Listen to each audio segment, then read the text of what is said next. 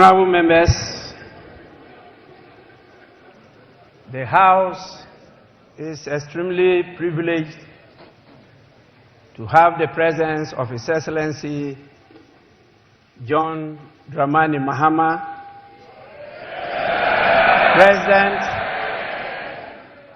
President of the Republic of Ghana and Commander-in-Chief of the Ghana Armed Forces in this August chamber. His Excellency the President is here in accordance with Article 67 of the Constitution of the Republic of Ghana to deliver a message on the state of the nation to this Honorable House.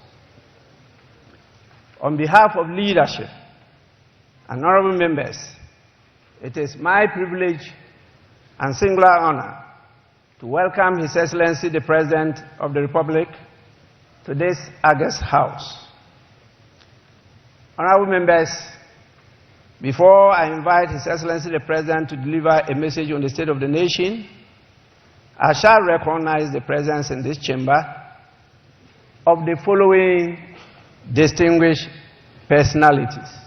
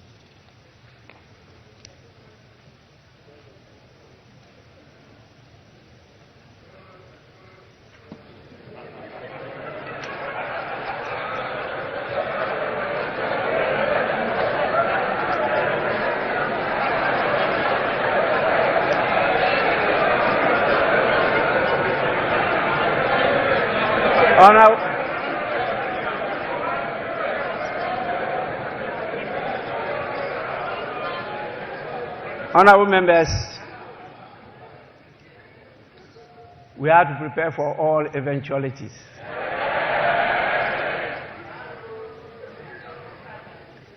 We have the following distinguished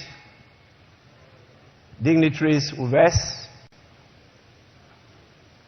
Definitely, after welcoming His Excellency the President, he is not here alone. He's present here with his spouse, by the name Her Excellency Dramani Mahama. We have the Vice President, Her Excellency Professor Nana Jane Opoku Ajiman. We have the Chief Justice, Her Ladyship Gertrude Tokonu.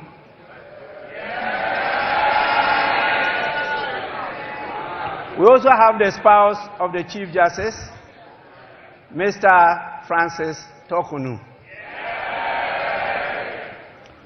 And definitely the spouse of the Speaker, Madame Linda Ofosua Obo.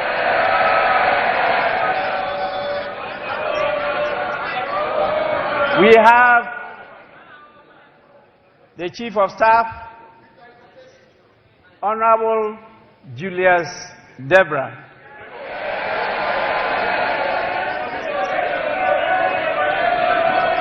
And we have a number of our Lordship, the Justices of the Superior Court of Judicature with us here.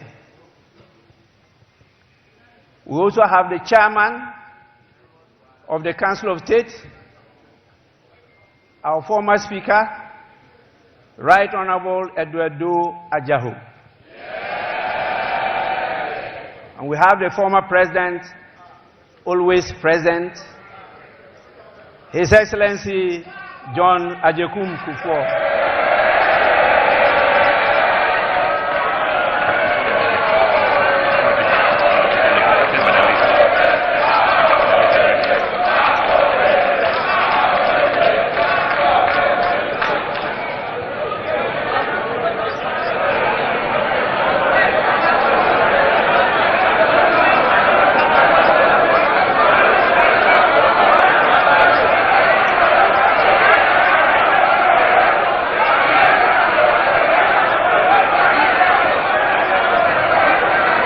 Honorable members, order, order, order.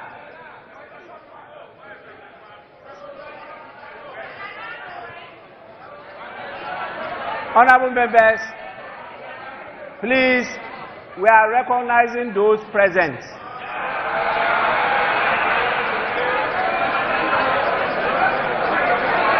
Honorable members, we also have the former First Lady, the evergreen, ever-present, Her Excellency Nana Kunedu Ajiman Rawlings.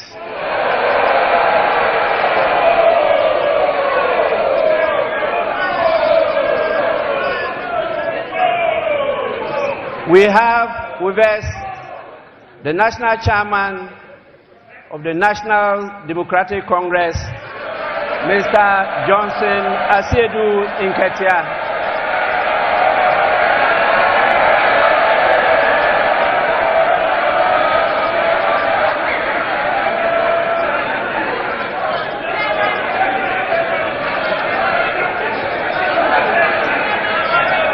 We also have the National Chairman of the new Patriotic Party, Mr. Jphn Inketia.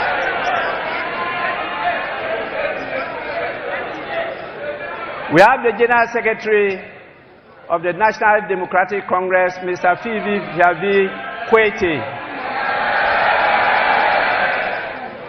And we have the General Secretary of the new Patriotic Party, Mr. Jphn Kodia.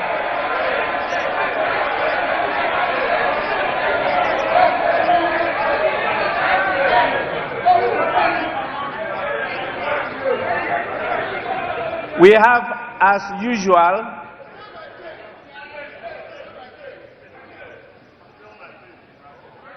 our Excellencies, the diplomatic corps of the various countries in Ghana.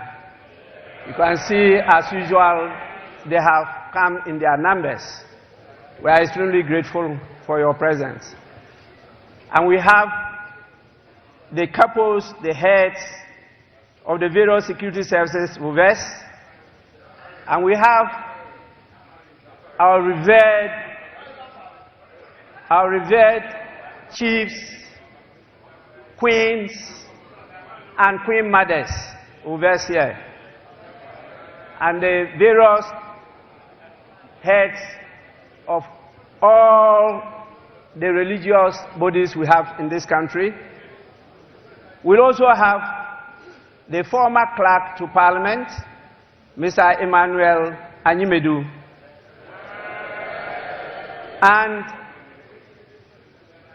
the recently outgone former clerk to Parliament, Mr. Cyril Kwabena Oteng Insia. Honorable members, in the meantime, this is the list of the dignitaries that I have who are present here with us. May I now, on your behalf, and with the greatest pleasure, invite His Excellency the President to deliver his message. Your Excellency, you may do so now.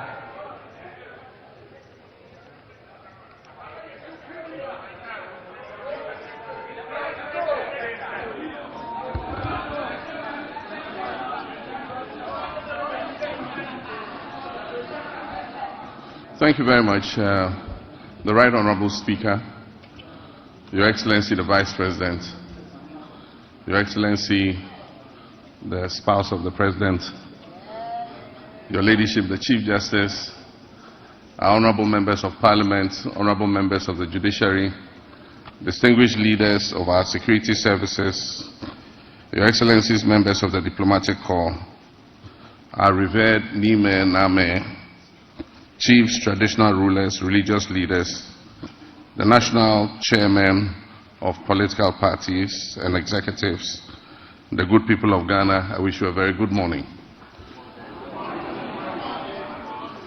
Mr. Speaker, Article 67 of the 1992 Constitution requires that the President address the people of Ghana in whom sovereignty resides on the state of the nation. About 30 years ago, in 1996, I took my first steps in public service when I was elected to this august House as a Member of Parliament for the Bole Bamboi constituency. For 12 memorable years, I forged many enduring friendships and alliances while working with colleagues from both sides of the House to shape Ghana's legislative agenda and advance the development of our beloved country, Ghana. It has also been nearly a decade since I said goodbye to this House after delivering what many, including myself, thought at the time would be my final address to Parliament. God Almighty, Providence, and the unpredictability of life have summoned me here once again.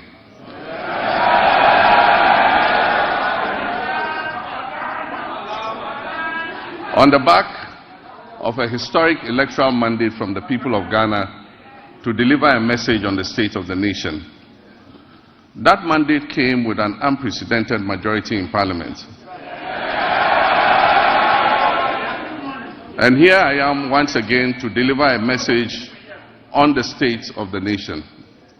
Mr. Speaker, I wish to convey my heartfelt gratitude to Parliament for the prompt vetting and approval of my nominees for ministerial positions. This efficiency is unmatched in the history of the Fourth Republic, demonstrating the strides we can make when we come together in our dedication to serve the people of our great country. I believe that a similar dispatch will be applied to the approval process for my deputy ministerial nominees. This will enable them to promptly assume office and assist their ministers in delivering our noble vision of resetting our dear nation. In making the nominations and considering the numbers involved, I considered the long expressed sentiment of the Ghanaian people about the sheer size of previous administrations and their associated cost implications.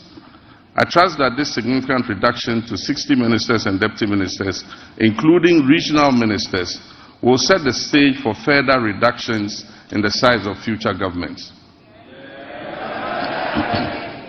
With the inauguration of the Council of State, we can begin appointing the staff of the presidency. I intend to significantly reduce the number of staff compared to what existed under previous administrations. All this is aimed at leading by example in cutting down government expenditure and reducing the budget deficit. Let me begin, Mr. Speaker, by invoking the timeless words of the hymnist John Othman Jr., who encourages us to count our blessings and name them one by one. Yes, we're a nation troubled on many fronts, but we also have many blessings, among which is a now firmly established democracy that, for all its imperfections, has enabled 4 peaceful transfers of power in our land. Nestled in a sub-region that is often plagued by strife and political instability, there's a good reason to take sober satisfaction that these successful, peaceful power transfers have become routine. Mr. Speaker, 50 days ago, I took the solemn oath to assume leadership of this country and serve with truth and humility. This was preceded a month earlier by a watershed election that promised to revive our nation's fortunes and give us a new lease of life. The election result gave us an important opportunity to change course and move off the slippery slopes our country had been descending that had caused so much economic pain, suffering, and grief to our people. In their collective wisdom and with resounding clarity, the Ghanaian people chose to chart a new path to reset the country's economy. And through their votes, they made it clear that they will henceforth demand the highest standards of governance from those they put in positions of leadership. The good people of Ghana elected me to office with a historic electoral margin of nearly 1.7 million votes.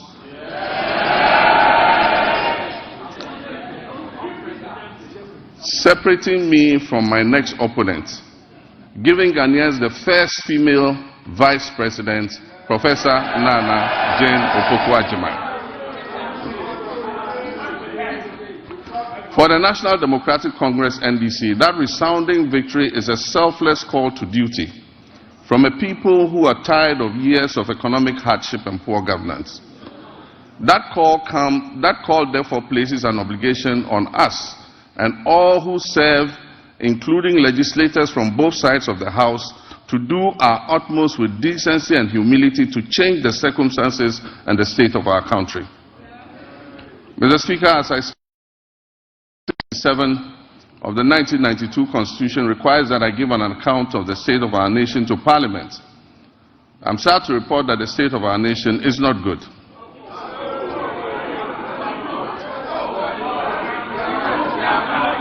Our economy is in crisis and our people are suffering unprecedented hardships.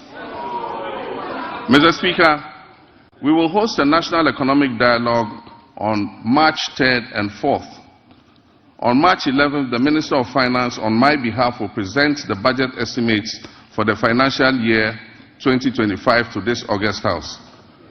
These two events will allow us to present the real state of Ghana's economic crisis to the people. Mr. Speaker, it is not my style to lament and shift blame when confronted with challenges.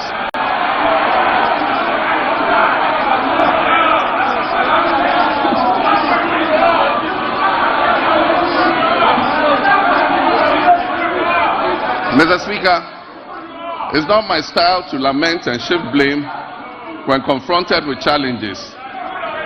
My approach is to accept challenges and work hard to resolve them.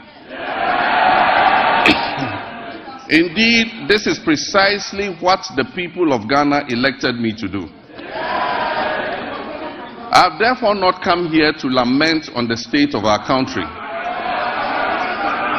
though there's much to lament about. I understand why I was elected with such high voter confidence, and that is to solve Ghana's problems. With your permission, Mr. Speaker, and within the constraints of time, I'll take the liberty to elaborate on how we intend to address the numerous challenges facing us as a nation. Yesterday, February 26, 2025, marks exactly 10 years since I stood in this chamber, at this very spot, to declare my determination to fix Dumso, a legacy problem of power shortages. And Mr. Speaker, I fixed it. Yes, I promised to fix it, and I did. And I wish to place firmly on record that from January 2016 until I handed over the administration of this country on January 7, 2017, there was no power rationing or load management in Ghana. Mr. Speaker, today, inspired by the Almighty God and propelled by the massive mandate given to me by the good people of Ghana, I am moved to make a similar purposeful and bold declaration that I, John Dramani Mahama, I will fix the economic crisis confronting our country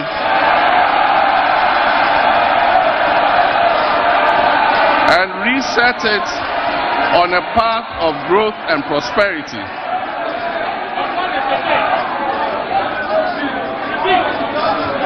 That I will fix the economic crisis confronting our country and reset it on a path of growth and prosperity.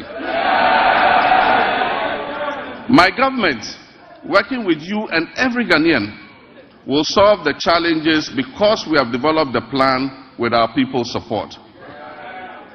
When I decided to run for president again, I did so because of what I knew about the state of our country. I was aware that huge problems awaited me upon assumption of office, but nothing could prepare anyone for the reality of the depths to which our economy and our governance had sunk. Our elders say that a frog's true length can be ascertained only after it has died. Apotrowa ni ehune tenten. And how right they were. It is common knowledge that our economy is in dire straits, which is putting it mildly, because an initial assessment of the books we have discovered, after initial assessment of the books, we have discovered that our economic problems are much deeper than was previously known. We have inherited a country that is broken on many fronts. The profundities of the challenges confronting us are staggering. We are saddled with staggering debts and glaring signs of almost deliberate and, in some cases, reckless mismanagement of our resources.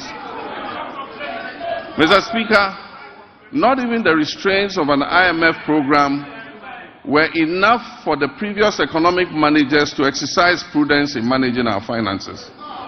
After setting an inflation target of 18% by the end of 2024, the actual outturn was 23.8%, significantly higher than the threshold agreed with the IMF.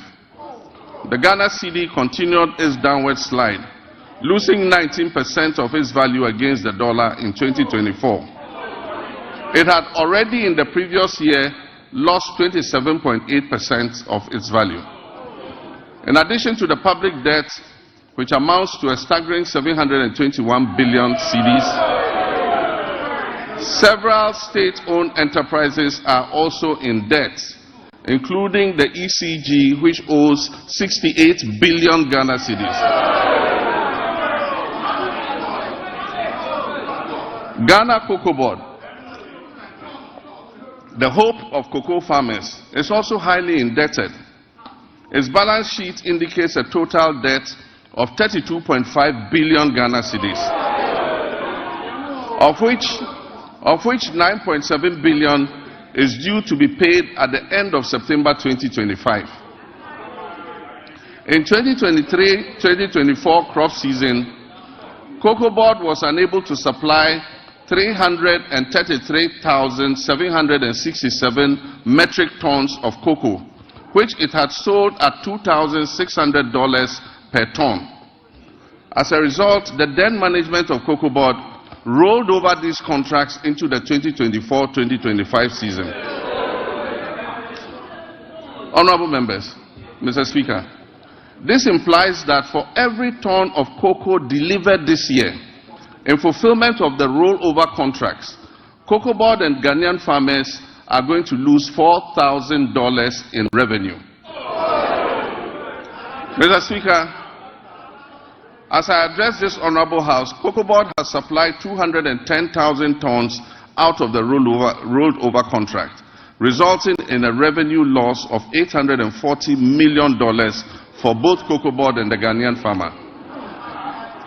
Mr. Speaker, Cocoa Board and the Ghanaian farmer will lose another $495 million by the time the board finishes supplying the remaining rolled over contracts. Additionally, Cocoa Road commitments alone total 21.7 billion cedis, of which only 4.4 billion is included in the total debt of 32.5 billion. This debt has arisen mainly because of the decision in 2019 and 2020 to award road contracts worth over $1 billion because of the election.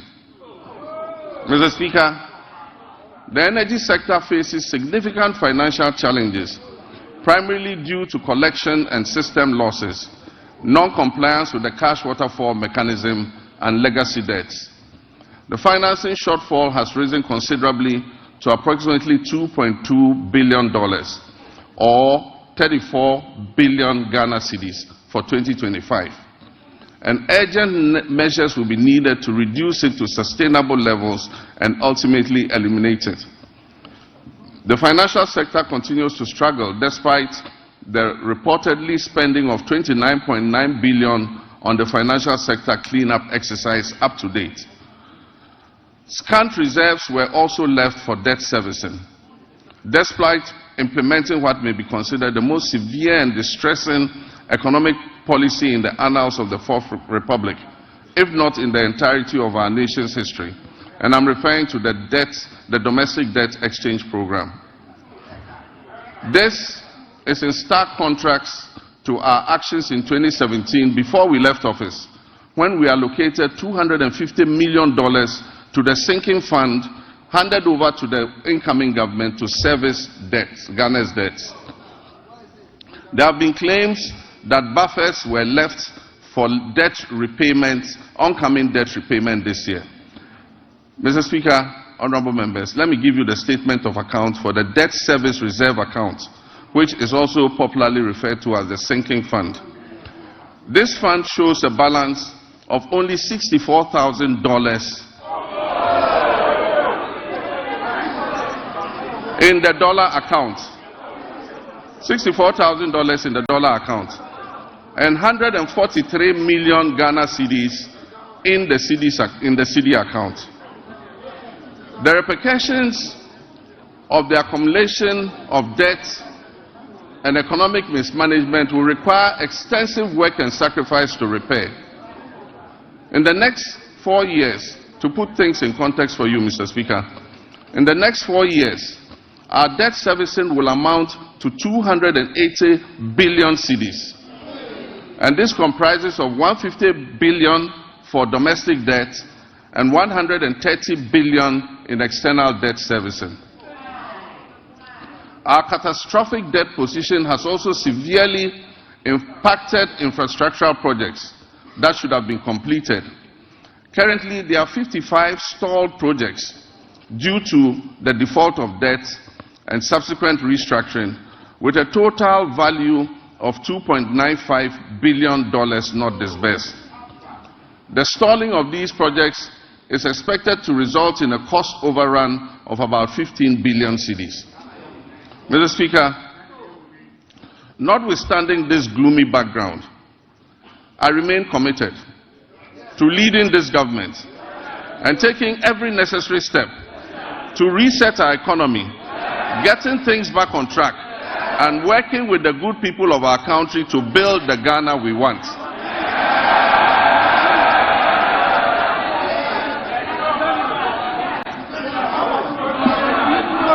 Mr. Speaker,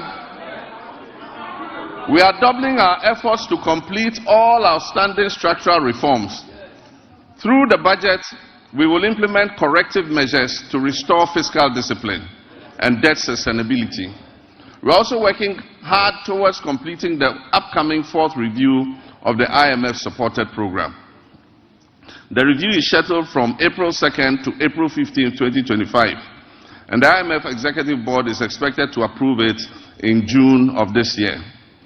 As we have done previously, we are also building buffers in the sinking fund and adopting prudent debt management practices to ensure prompt repayment of upcoming domestic and external debt maturities. In this respect, government successfully honored the matured coupon payment of $6.081 billion in cash and $3.46 billion in kind, which was due in February 2025 to all domestic debt exchange program bondholders, fully paid. Mr. Speaker, the good news is that we have also built additional buffers in the sinking fund to honor the maturing bonds that are due in July and August. And so bondholders can rest assured that they will be paid to the last peswa, whatever is owed them. With the transparent and prudent measures we have implemented since taking over the administration of this country, I urge my countrymen and women, business owners, and foreign investors to trust our competence in turning our economic fortunes around. Mr. Speaker, since we took office on January 7, 2025, we have upheld our commitment to a fiscal consolidation agenda with a streamlined government. We have eliminated unnecessary expenditures and reduced our reliance on borrowing. Our prudent debt management practices have led to a substantial reduction in interest rates. The 91-day Treasury bill rate, which was 28.51% on January 6, 2025, has dropped to 24.48% as of February 24,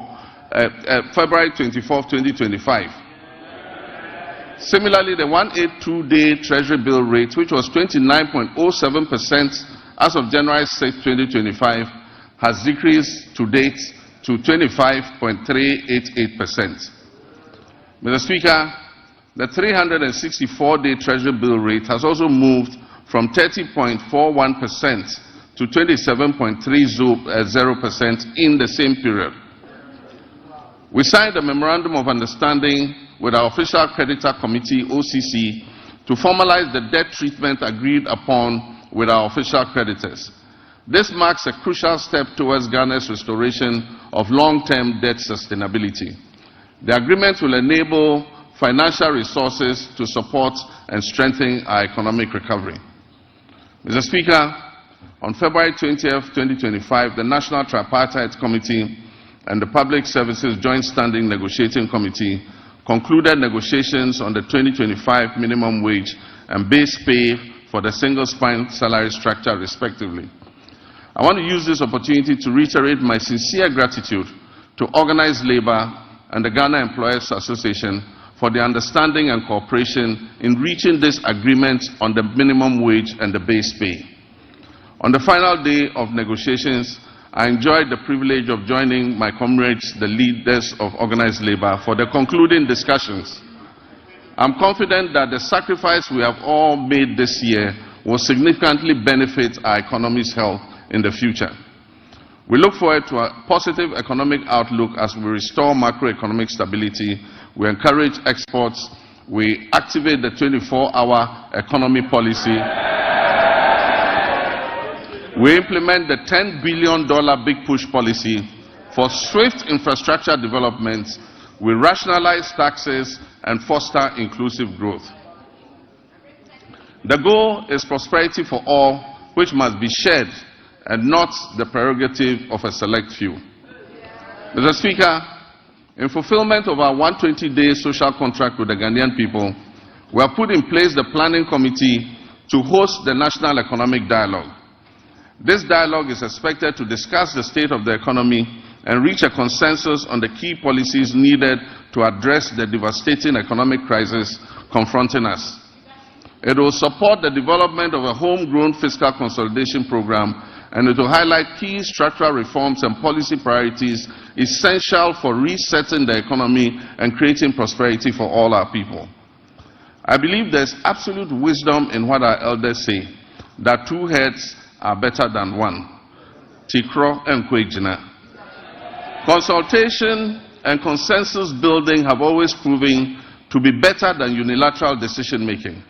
It is my hope, therefore, that our colleagues on the other side of the divide will display love of country and participate in this national dialogue, unlike the boycott of the St. Forum in 2014.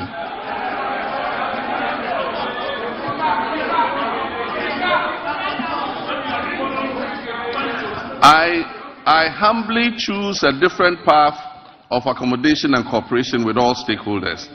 We will continuously engage on important issues so that together, as a nation, we can reset our country and focus on sustainable development.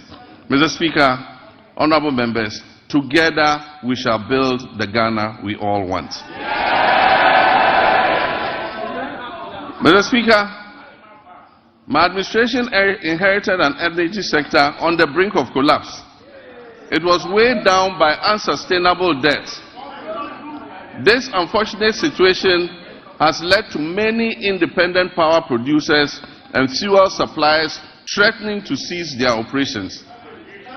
Mr. Speaker, listen to this. Despite collecting over 45 billion cedis in energy sector levies, ESLA, over the last 8 years, the outgone administration has left the Ghanaian people with an energy sector burdened with a staggering debt of 70 billion cedis as of December 2024.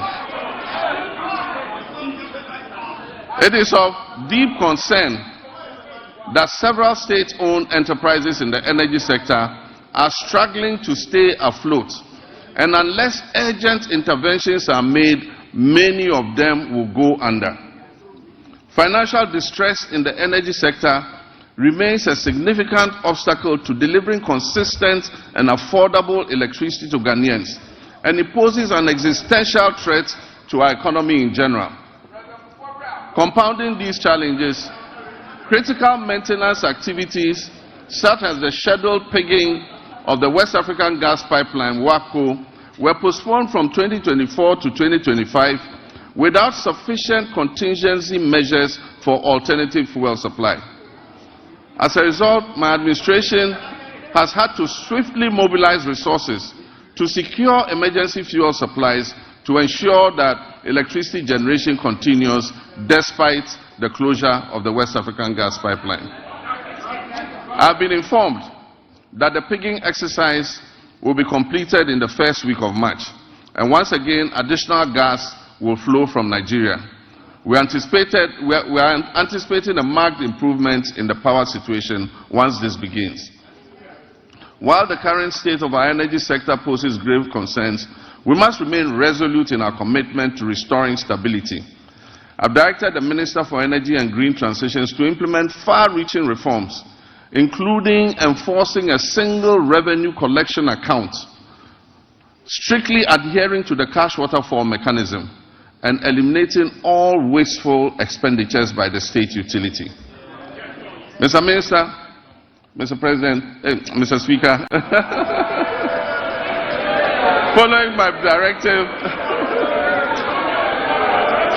Mr. Speaker, following my directive, the Minister has set up an advisory committee to guide the participation of the private sector in metering and billing in order to improve efficiency in revenue collection and also reduce the high commercial and technical losses that are threatening to drown the state-owned utility company. A pilot partnership between ECG and Enclave Power has proved highly successful and provides us with a workable framework. ECG provides bulk supply of power to Enclave Power Limited.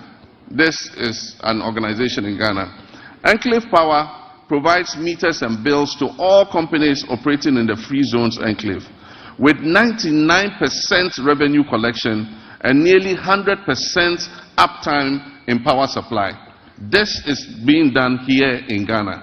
We can use it to cover the rest of the nation to ensure that we get revenue compliance and be able to bring down tariffs for our people. Mr. Speaker, I'm still getting used to being president, that's why I said Mr. President. Mr. Speaker, reduction in commercial and technical losses will lead to affordable tariffs for everyone and will bring relief to all users of electric power. We also aim in the medium term to achieve 100% gas utilization for power production and to eliminate completely the use of crude oil and fossil fuels. This will save Ghana hundreds of millions of dollars spent on the importation of fuel oils for power production annually.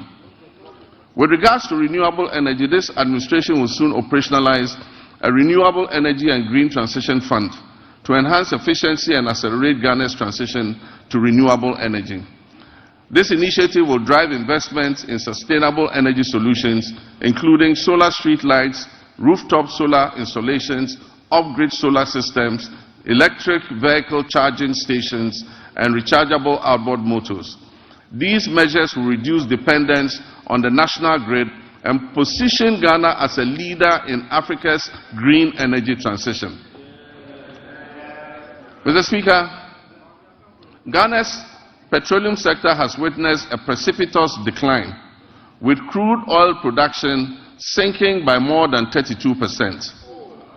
This has resulted from the high opacity levels, a very hostile business climate, and excessive political interference in the sector, culminating in most of the major oil companies exiting and stalling all upstream activities. The decline in upstream activity is obvious to any person familiar with the twin cities of Sekondi and Takoradi. Just under a decade ago, these cities were the bustling epicenter of fabrication, logistics, service activity associated with the upstream oil and gas sector. Unfortunately, my recent visit reveals many shut down facilities and many businesses have packed and left the shores of our country. Hundreds of workers have been laid off and left unemployed. I wish to assure the good people of Sekondi Takoradi and indeed the whole Western region, that we are going to breathe life back into your area.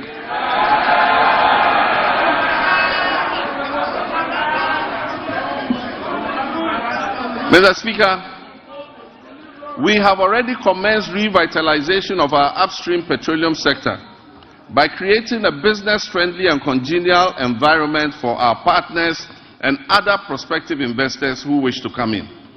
My meeting with the players in the upstream sector have been extremely positive, and we have been assured of substantial investments running into billions of dollars in the very near future.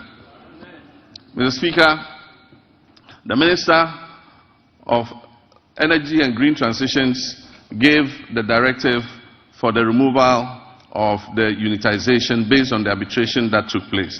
We believe that this will open the way for an amicable resolution of the issues between Springfield and ENI.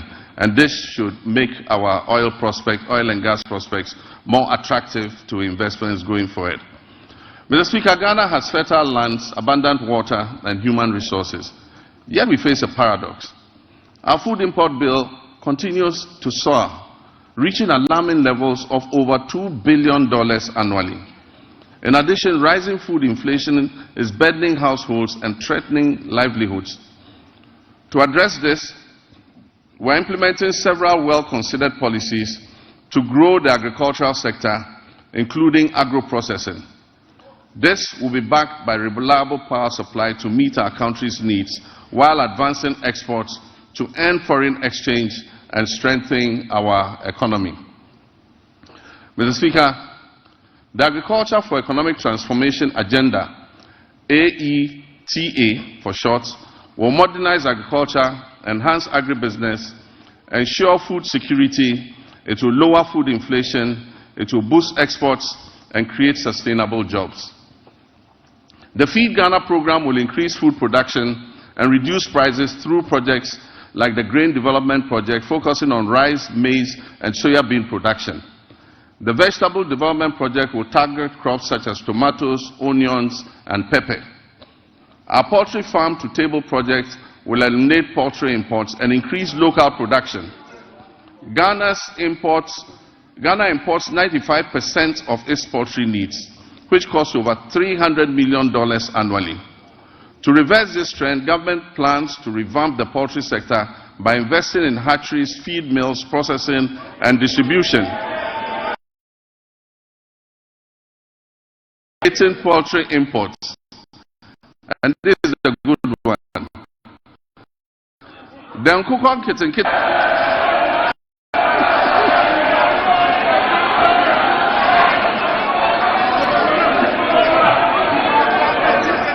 We actually have a project called Nkukon Kitten Kitty. The Nkukon Kitten Kitty project will cover 55,000 households producing eggs and fresh poultry for the market. And it will help reduce our $300 million we spend on importing chicken annually. Mr. Speaker, to strengthen the connection between agriculture and industry, we will prioritize value addition, processing, and distribution.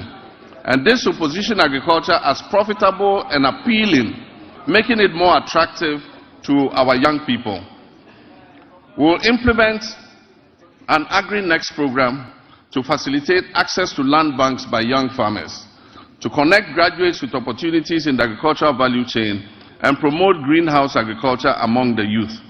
This initiative will benefit approximately 30,000 young people.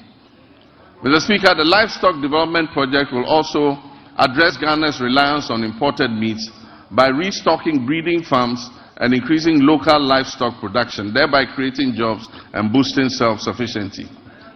For years, access to mechanization, quality seeds, fertilizer, and extension services has been a major challenge to our farmers.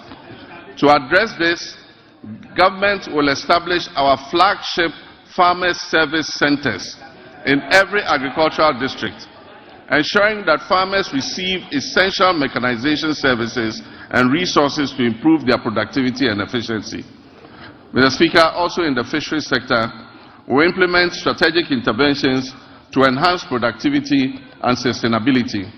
Key among these initiatives is the continued enforcement of measures to curb illegal, unreported and unregulated fishing, which threaten our marine biodiversity and the livelihoods of our hard-working fisherfolk. We have intensified surveillance and monitoring operations, bolstered by the deployment of modern technology and strengthened collaboration with our key stakeholders. In the last month, we have expanded the supply of subsidized premixed fuel to support artisanal and industrial fishers, ensuring affordability and availability. We will also invest further in modern fish landing sites and cold storage facilities to improve post-harvest handling and thereby reduce losses and enhance the quality of our fish products. Aquaculture development is a key focus of our administration.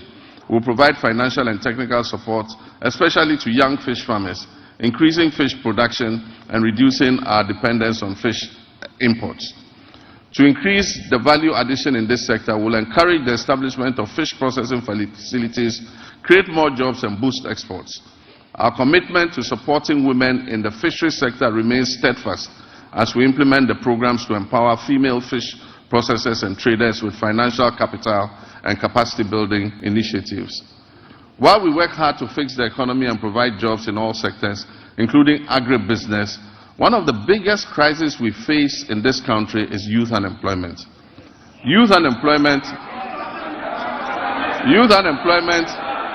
has led to despair and frustration. The latest estimates show that up to 2 million of our young people are unemployed. This poses a major security risk for our country and requires urgent attention. To bring much needed focus to the desperate and widely scattered youth employment programs and to ensure stricter accountability in their implementation, I have set up the Ministry for Youth Development and Empowerment in furtherance to the promise I made in the campaign. This ministry, that is the Ministry for Youth Development and Empowerment, is mandated to formulate, coordinate, and monitor policies and programs to promote youth development and empowerment in this country. Mr. Speaker, as part of our Operation Recover All the Loot policy,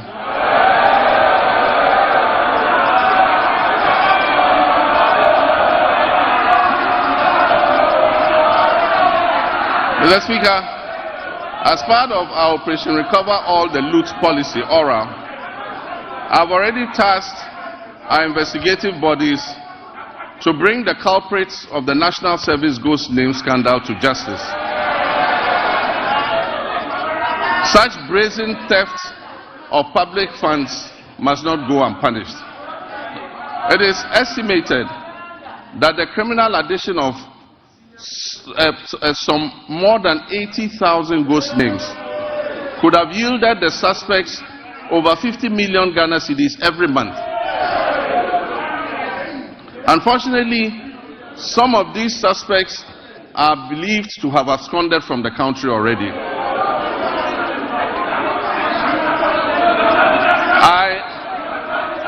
I have directed that they be declared wanted and their assets traced and frozen until investigations are completed.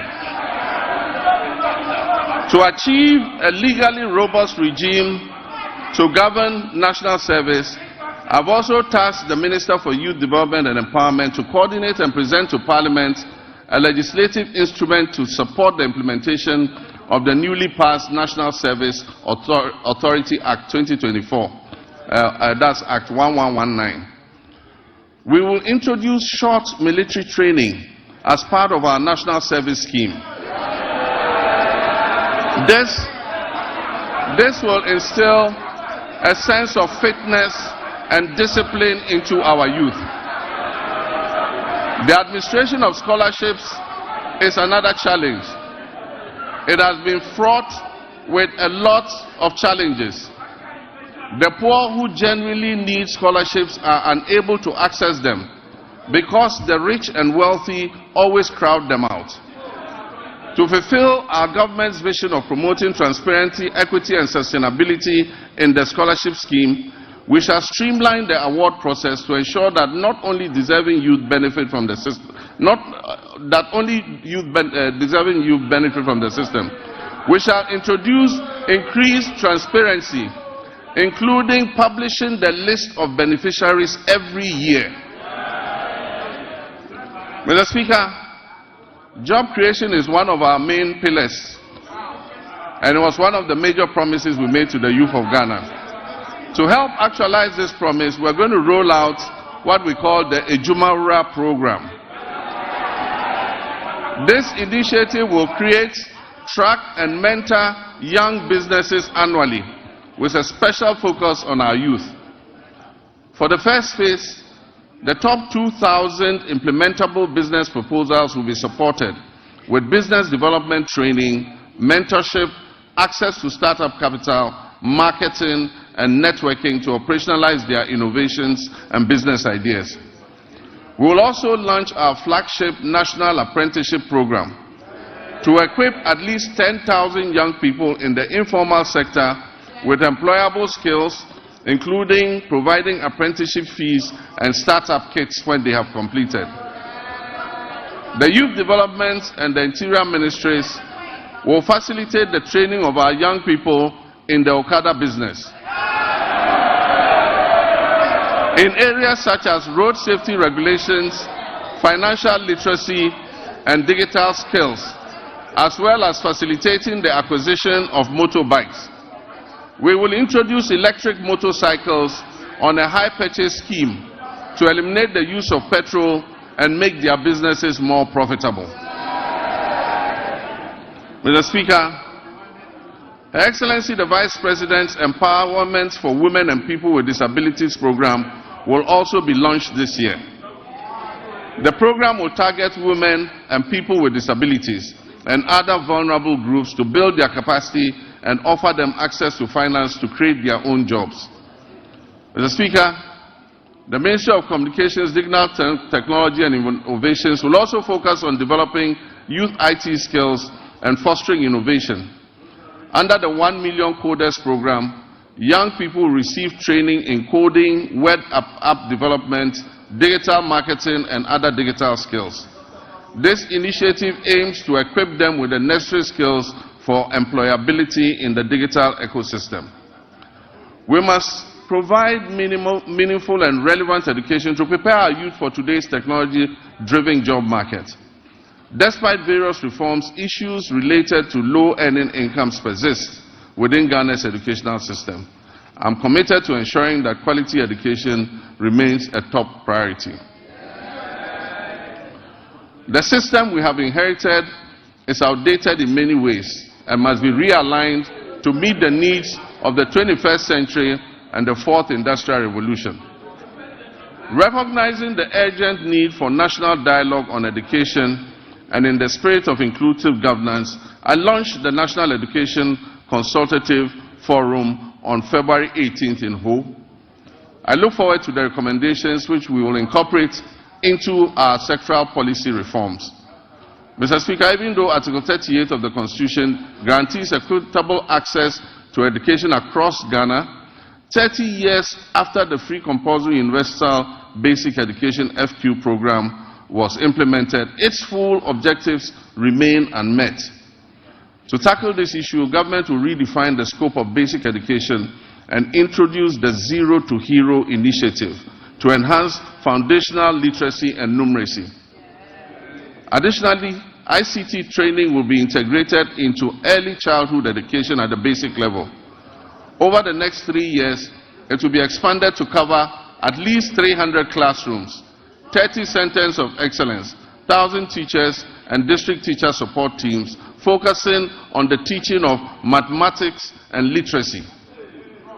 This year, the Ministry of Education will fully implement a new curriculum for senior high technical schools and STEM schools, introduce a standardized national sign language for hearing impaired learners from kindergarten to SHS, and review the kindergarten and primary school curriculums.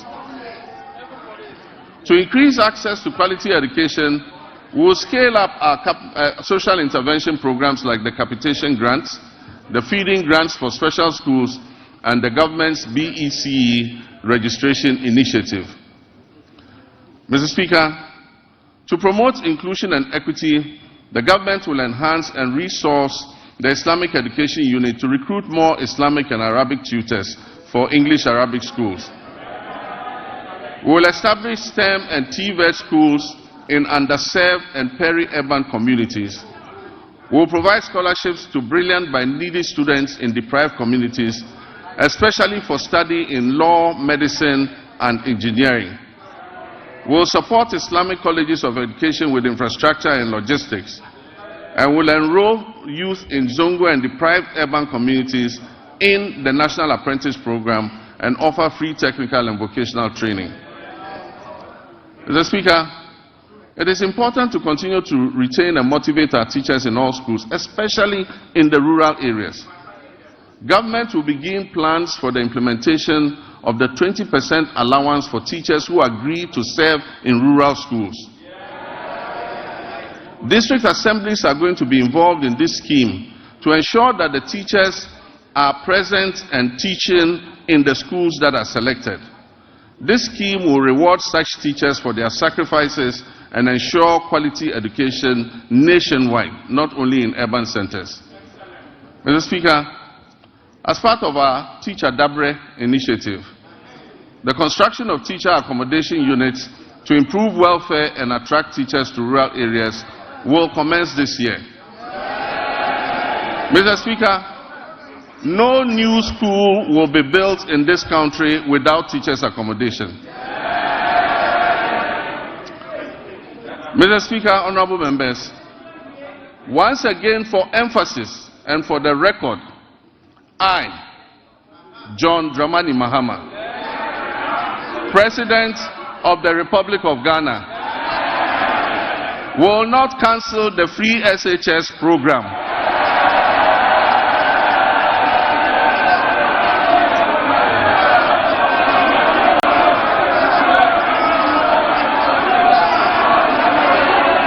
I will not cancel the free SHS program.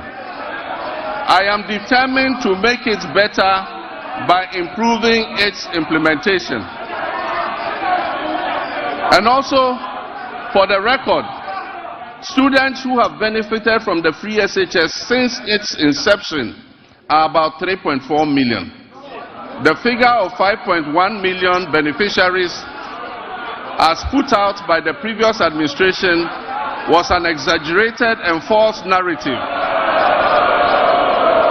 calculated to achieve political credit. Mr. Speaker, while the free SHS program has improved access, the implementation of the program leaves much to be desired. The outcomes of the ongoing National Education Forum will guide our reform efforts in this sector. Mr. Speaker, in line with our promise, the Minister for Education has announced the restoration of Parent-Teacher Associations, PTAs, in the running of schools. It is important for parents and communities to participate in the administration of their schools. The Ministry of Education and GAS will, however, ensure that PTAs do not impose unbearable financial burden on parents and students who cannot afford them. Mr. Speaker, the double track system remains a challenge, and we are committed to eliminating it by accelerating school infrastructure expansion and completing stalled educational projects. To fund this, the Education and Finance Ministries are working to uncap the GET fund so that we can accelerate projects in secondary schools. As promised, we have begun improving secondary school feeding, and the children are getting better quality food as I address you.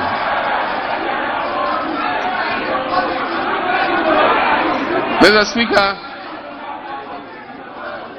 efforts to decentralize school feeding and food management include strengthening procurement and store management records capacity. Once completed, food procurement and management will be fully handed over to the secondary schools to do their own food procurement. Mr. Speaker, Science, technology, engineering, and mathematics are central to national development, STEM. We will therefore expand STEM programs at all levels to equip all students for the global economy. We don't believe in building single standalone STEM schools. We believe that STEM must be part of the curriculum of every secondary school. Mr. Speaker, regional TVET centers of excellence will be established to provide practical skills. Every region will get a TVET center of excellence to expand technical and vocational education training. Mr. Speaker, honorable members, Ghana has consistently missed its gross tertiary enrollment targets with a rate below 22%, far from the 40% goal that has been set by 2030. Despite over 460,000 secondary graduates coming out annually, 55% qualify for tertiary education, and only 35%, 161,000 of the 460,000 enroll in tertiary education, leaving over 300,000 without access. To address this, government is introducing a no-fee stress policy to eliminate tertiary admission fees, which currently serve as a barrier to higher education for some students. This will be supported by an enhanced student loan scheme, which is called the Student Loan Plus. The no-fee policy will also cover all persons with disabilities. And for emphasis, persons with disabilities will pay no fees for tertiary education throughout their study. And so, PWDs who gain admission to tertiary institutions will pay no fees. Additionally, TVET enrollment will be increased from 11% to 20% to boost employment. Mr. Speaker, rising enrollment has strained university infrastructure, causing overcrowding and inadequate accommodation. We are determined to expand access, improve quality, and align tertiary education with national goals, particularly in STEM. Feasibility studies for new public universities or campuses of existing universities to be established in the 6 new regions will commence this year. Seed funding for these projects will come from the GET Fund in order to enhance access. Government will this year engage with the existing public universities to identify suitable sites on their campuses, acquired lands, for the implementation of the private sector participation in the provision of hostels project. This is a partnership between government and universities and private investors to expand hostel capacity on their campuses, to allow more students to be accommodated on the campuses, allow for a better learning environment. Mr. Speaker, academic freedom will be upheld. We will not interfere in the administration of our tertiary universities. And our hope is that the institutions will ensure good governance in the administrative practices. Mr. Speaker, next, our health sector faces significant challenges that provide the very foundation of affordable health care. The Ministry of Health has a total liability of nearly 15 billion cedis, when obligations, and payments to clear medical commodities and reports are all put together. The last major hospital equipment replacement program was undertaken in 2014 when I was president. Since then, most hospital equipment in the Ghana Health Service facilities have deteriorated or broken down. Mr. Speaker, the Agenda 111 program, which was started as a knee-jerk reaction during the COVID-19 pandemic, when the Ghanaian public had begun to appreciate the significant investments that the previous NDC administration had made in healthcare facilities, and began to lament the many hospital projects that are stalled under the previous administration. A promise was made to build 111 hospitals. Mr. Speaker, I'm sad to note that there is no dedicated funding source for all such. There is no dedicated funding source for the Gargantuan project. For the record, as I speak, not a single agenda about one hospital is operational. In any part of Ghana, I tell you, not one is operational.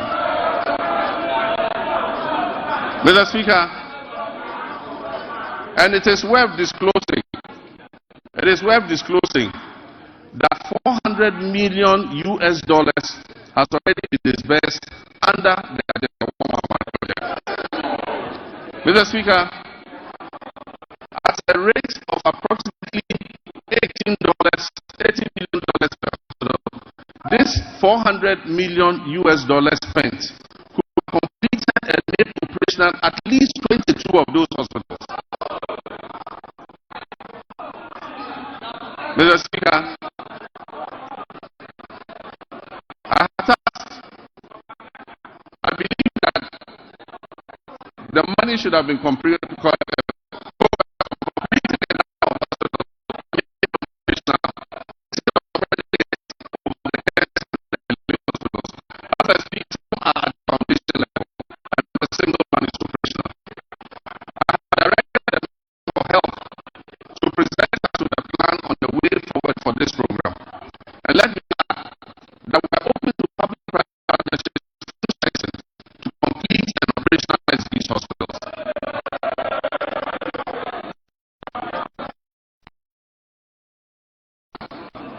One of the most pressing issues confronting our health sector today is the USAID's pause in services without priorities and the looming threat of complete withdrawal of programs that do not align with the USAID's strategic interests. Programs that will be affected include the delivery of medical commodities to regional health stores and health facilities in the Upper West, Upper East, Northern, and Savannah regions. USAID support for the National HIV/AIDS Control Program includes the supply of antiretroviral therapies in the Western, North, and Afro regions. These will also be affected. The withdrawal puts at risk approximately $78 million in earmarked funds for malaria, maternal and child health, nutrition, and HIV/AIDS. It also covers some programs being run at the Noguchi Memorial Institute in research. The impact will be challenging without urgent intervention. I've therefore directed the Minister of Finance to make immediate financial arrangements to mitigate this loss, and I expect that this will be reflected in his budget, which will be presented to this House next month on March 11th. Working with the NHIA will revive the Onuado mobile healthcare vans.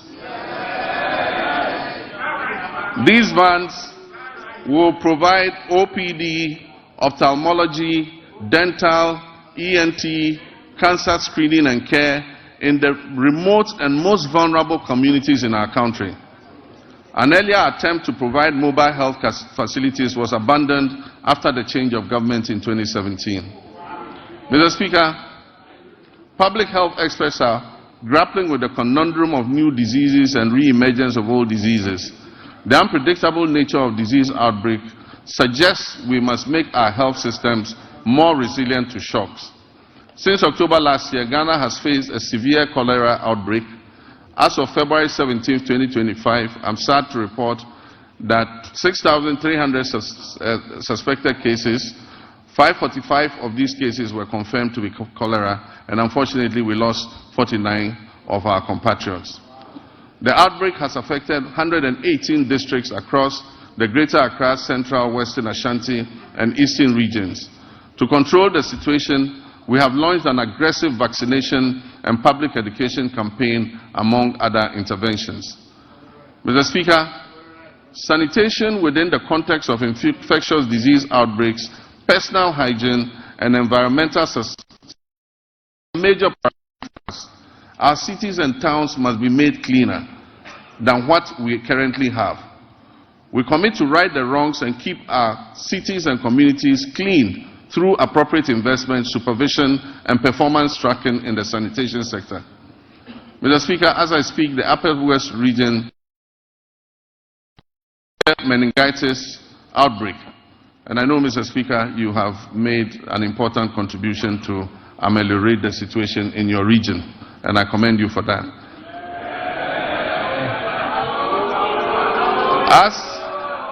As of February 17, 2025, 135 suspected cases of meningitis were reported.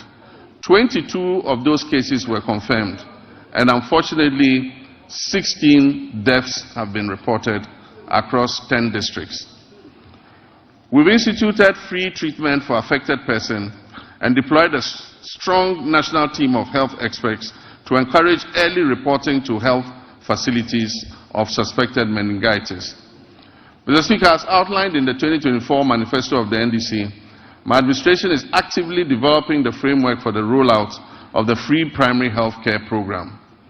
When fully implemented, this initiative will mark a significant step towards Ghana achieving goal number 3.8, which is universal health coverage of the SDGs, by eliminating financial barriers to basic health care access.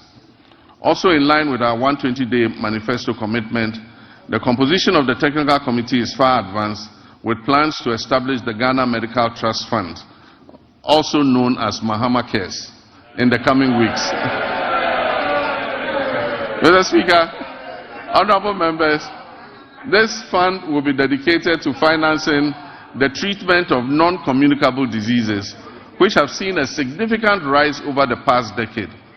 As part of this initiative, the government is committing to allocate financial resources towards this project in 2025, with further support to be mobilized from private sector partners to ensure the sustainability of the fund. Once operational, the Ghana Medical Trust Fund, otherwise known as Mahama Cares, will directly address the financial burden of patients who require dialysis treatment, cancer care, and other critical non-communicable disease-related interventions.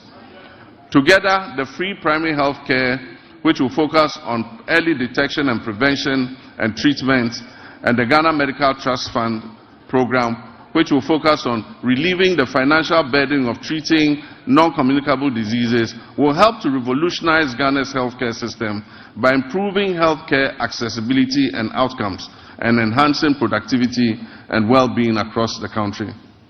Mr. Speaker, Ghana will become the pharmaceutical manufacturing hub of West Africa. And my previous record in government speaks for itself. When I injected funds into Ghanaian-owned pharmaceutical companies to expand their production capacities.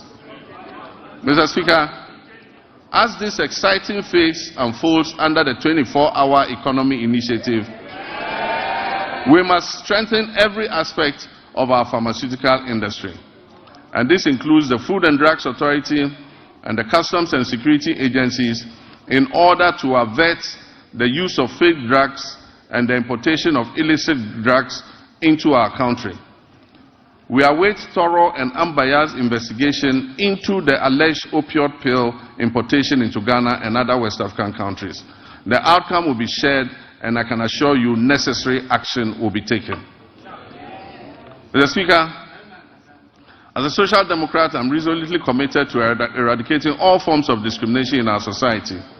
Our vision is to foster fairness and cultivate an inclusive environment where everyone can engage fully and equally in social, economic, and political life. With my Vice President, the history-making Professor Nana Jane Opoku-Agyeman, we will engage with all stakeholders, including our development partners and civil society organizations, to prioritize gender equality, equity, and social justice. We will establish strong social protection mechanisms and enhance legal safeguards for women, girls, and other vulnerable groups. Our initiative would include enacting comprehensive laws and policies designed to dismantle harmful social norms to enhance access to crucial resources and opportunities, particularly for young women, and reduce overall vulnerability within our society. Mr. Speaker, I'd like to take a moment to commend you and this House for your unwavering support and guidance, which were instrumental in passing the Affirmative Action Act of 2024, Act 1121, during the 8th Parliament of the 4th Republic. My government is dedicated to successfully implementing this act to ensure gender equity across the political, social, economic, educational, and cultural spheres. The Ministry of Gender, Children and Social Protection is actively collaborating with relevant stakeholders to guarantee that this act is fully operational, including attaining the 30% target quota for women in political appointments. I'm pleased to report that women currently make up 23.21% of all appointments, and we are diligently working towards reaching the targets set forth in Act 1121. I'm, however, concerned about achieving gender balance, especially at the local government level. Very few women have mastered the courage to apply for the positions of metropolitan, municipal, and district chief executives. And unfortunately, the few who have courageously applied have been edged out on very flimsy and parochial grounds. It is my hope that the National Constitution Review Conference will clear a pathway for the election of DCEs. The Gender Ministry will then be obliged to encourage and support more women to apply and stand for these elective positions. In our pursuit of empowering women, Mr. Speaker, we'll establish the Women's Development Bank. This will be a specialized financial institution designed to support businesses owned and led by women through the provision of low-interest loans and tailored financial services offered under very flexible terms. Consultative processes are underway to ensure the successful launch of this bank. And as part of our 120-day social contract, the Minister for Finance is going to allocate initial funding for the Women's Development Bank in the upcoming budget that will be presented to this House. Mr. Speaker, we are also implementing measures to expand the Livelihood Empowerment Against Poverty program under our Big Leap initiative. As we work towards completing the Ghana National Household Data Census by this year, 2025, we'll reassess the status of LEAP beneficiary households to facilitate the enrollment of new beneficiaries. Mr. Speaker, we are committed to enhancing the legal framework surrounding disability rights by passing the Persons with Disability Amendment Bill. Additionally, we will introduce a legislative instrument to strengthen further the provisions of the Persons with Disability Act, Act 715 of 2006. We reiterate our commitment to ensuring that individuals with disability have access to free tertiary education and equal opportunities to pursue their academic and professional ambitions. Mr. Speaker, the government intends to ensure the implementation of legislation that enjoins public and private employers to reserve 5% of their employment for persons with disabilities. I am aware that a private member was shepherding this bill. Government is going to support that motion in order that 5% of all employment is reserved for persons with disability. Mr. Speaker, Ghana's sports sector, once again, which was a shining example of excellence within Africa, now finds itself at a very critical juncture.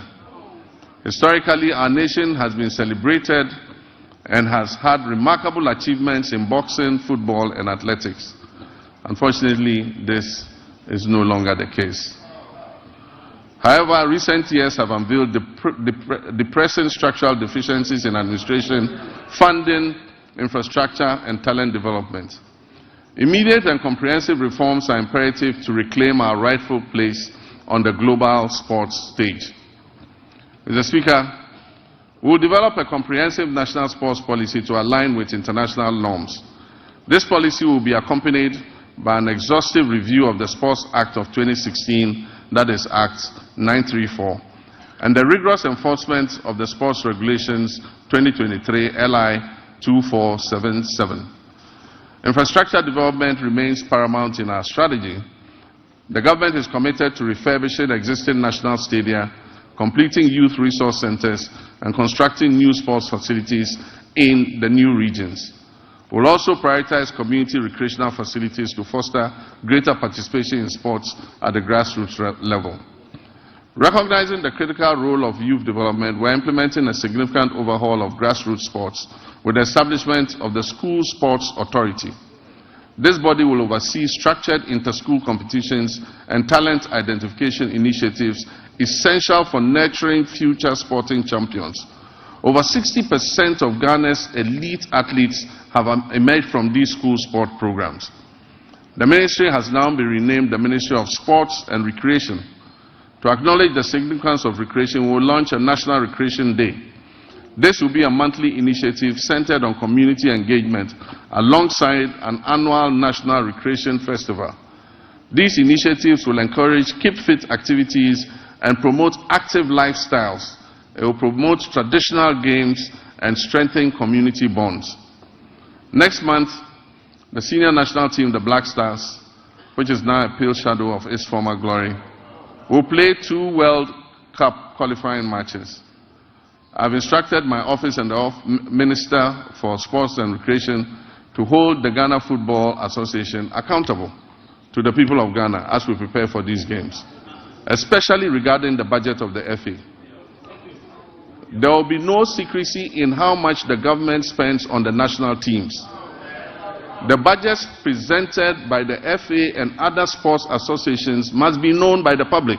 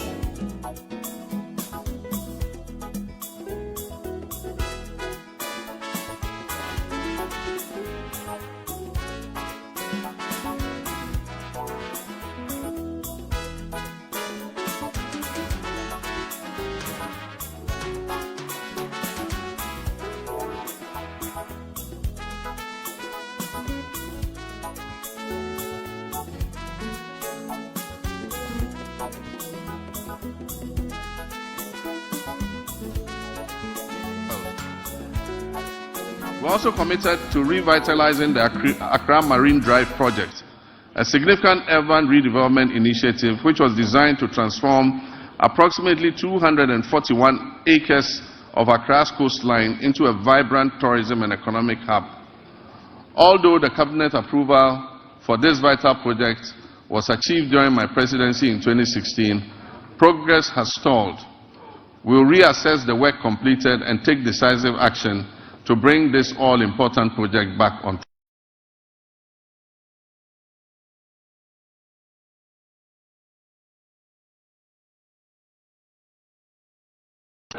It will have a pedestrian precinct with arts and craft markets, jewelry and gold markets. This approximate 22-acre land will become a destination for tourism. Mr. Speaker, our road network is the cornerstone of our nation's infrastructure, facilitating over 90% of the transportation of goods and services across this country. This vital network is critical in supporting agricultural growth by linking farmers to markets, lowering transportation costs, and ensuring quicker access to essential supplies and services. The resulting interconnected benefits foster a vibrant economy and enhance the livelihood of countless of our citizens. Mr. Speaker, while the previous government has made lofty claims about achieving unprecedented milestones in the road sector, available evidence does not support its assertion that it constructed over 13,000 kilometers of new roads. Instead, it has perpetuated a narrative that presents road maintenance and rehabilitation efforts as new construction projects, misleading the public about what has been achieved. The proportion of poor roads has increased, especially in urban centers, where the number of roads in disrepair surged from 46% in 2015 to almost 60% by 2021. Therefore, Mr. Speaker, our road sector is in crisis, mainly due to years of mismanagement. As many as 85% of awarded contracts in the road sector have stalled, and the contractors have stopped work due to non-payment, and most of them have parked their equipment off-site. Mr. Speaker, as of December 2024, unpaid bills owed to contractors in the sector exceeded 20 billion Ghana cedis for work that had been carried out between 2018 and 2024. For instance, the Ghana Road Fund obtained a loan of 600 million Ghana cedis in March 2018 to refinance outstanding debts and borrowed an additional 1.2 billion Ghana cedis from a syndication of banks in November 2019. Alarmingly, upon assuming office, the Ghana Road Fund still had outstanding payments, including some as low as 2,000 Ghana cedis, dating back to 2018. Current commitments for road projects that are unpaid currently stand at an astonishing 105 billion Ghana cedis. Despite these considerable challenges, this government remains steadfast in its commitment to prioritize vital infrastructure projects that address the pressing backlog of poor roads. Our strategy will be anchored in executing our flagship initiative under the Big Push program.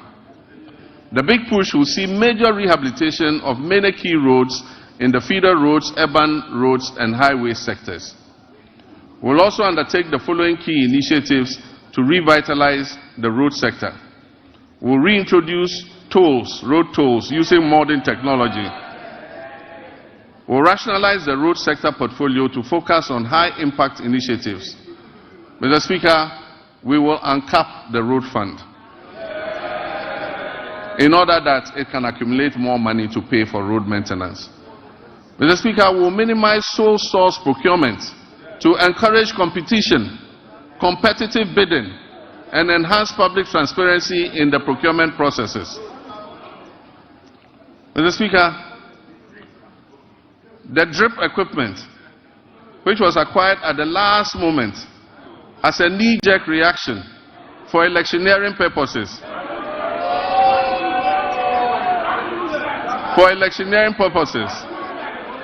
will be reorganized into regional mobile maintenance units to provide emergency road works in the regions.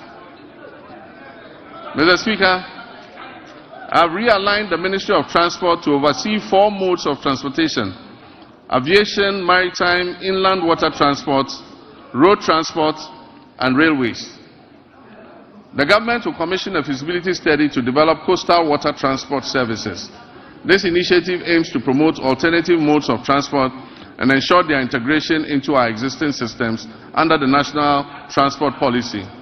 It also aims to enhance tourism, reduce road traffic, and mitigate environmental pollution.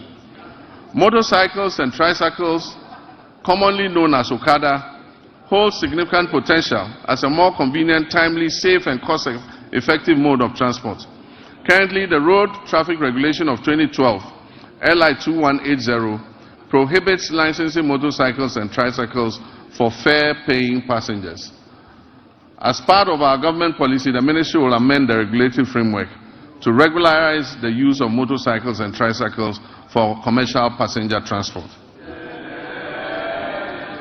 In our ongoing effort to revitalize the whole airport, the government will facilitate the establishment of the state-of-the-art pilot training academy and a maintenance, repair, and overhaul facility. The Volta region will become a center of excellence for aviation training and aircraft maintenance. This project will create significant employment opportunities. It will stimulate economic growth and bolster tourism in Ho and the surrounding communities. I have directed the airport company to release 10 acres of land at the Ho airport for this purpose. Mr. Speaker, with the completion of the Tema-Mpakadan rail line, the government will launch passenger services between Tema and Adome. We will also begin developing the necessary infrastructure on the Volta Lake to facilitate freight transport between Tema Port and Bupe as part of our Eastern Corridor multimodal transport system. The Western Railway line will continue to be modernized in partnership with the private sector.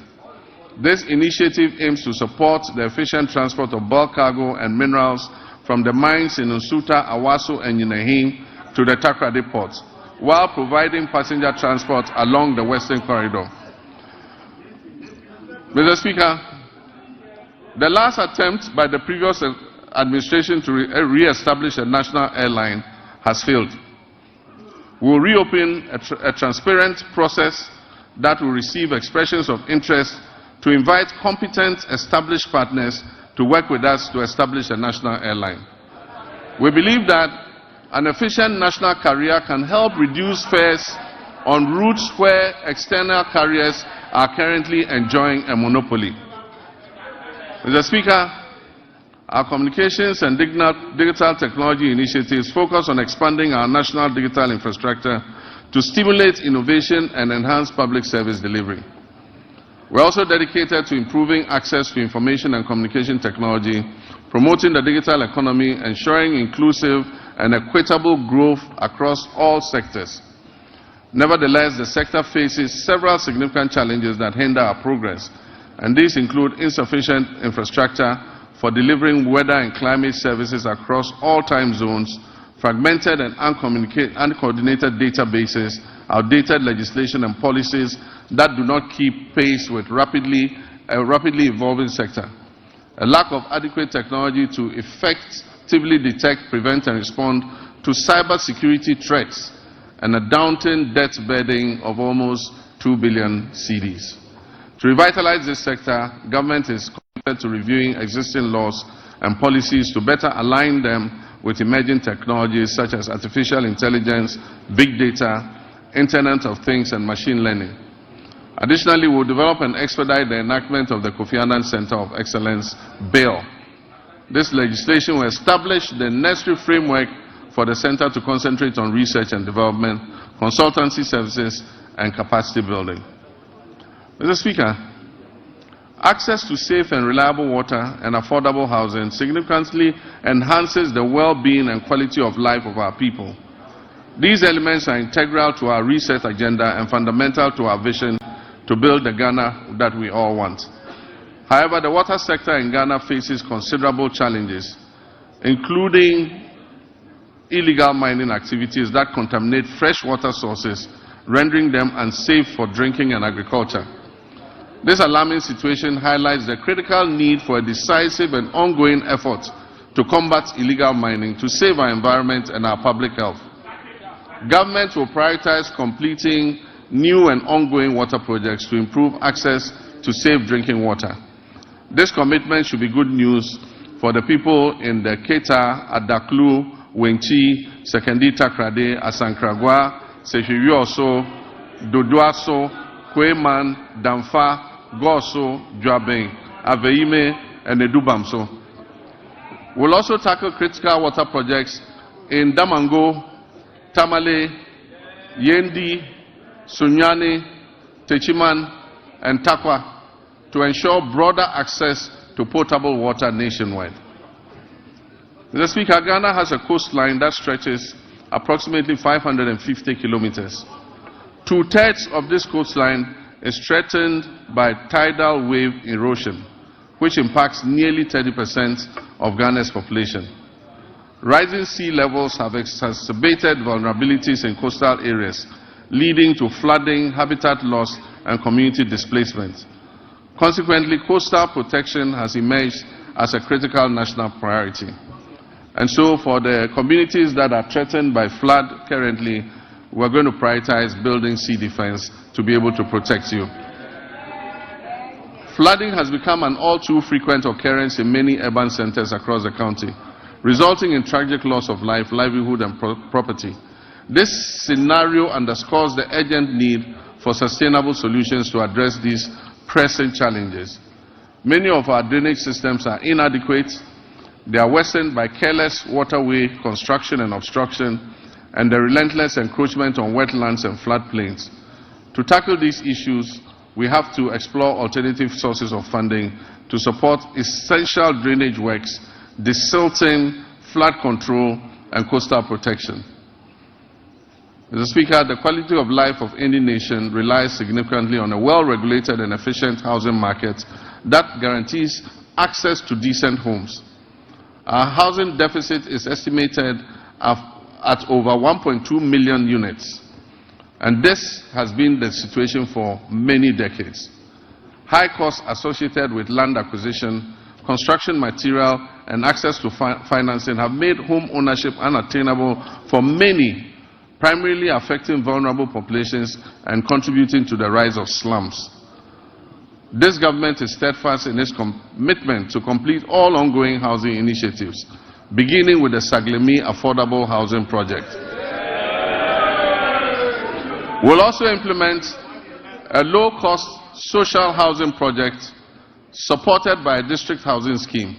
This project aims to remove the financial barriers to home ownership.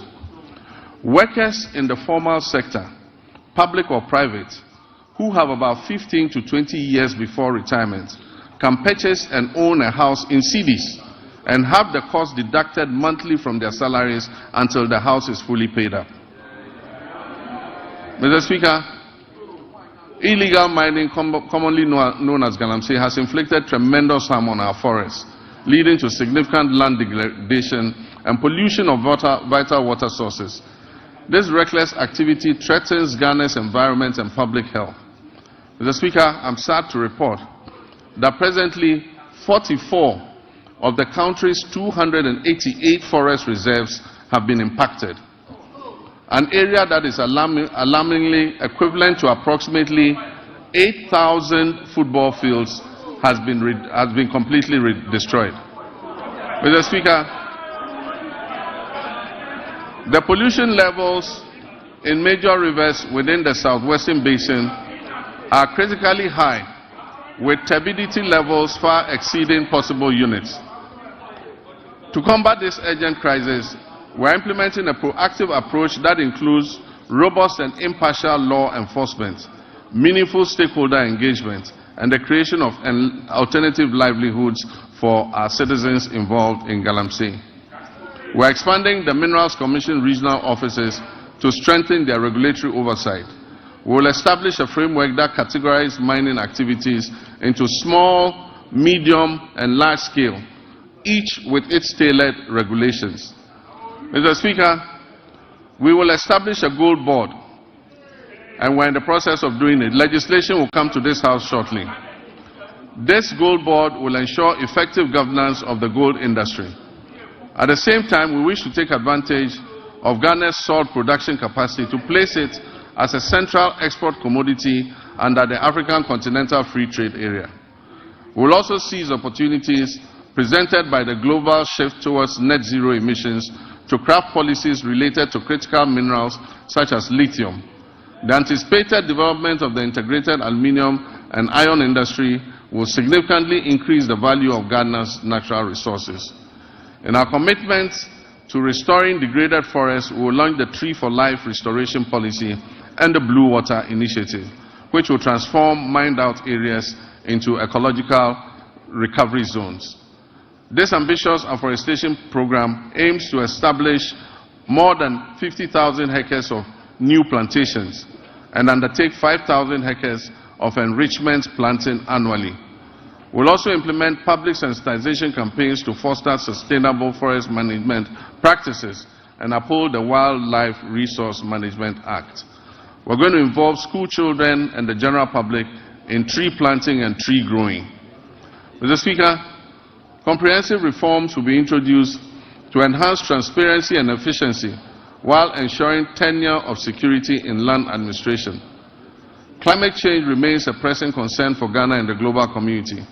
To meet our climate mitigation targets, Ghana has allocated 24 million metric tons of its carbon budget, totaling 64 million metric tons of carbon for authorization under Article 6 of the Paris Agreement.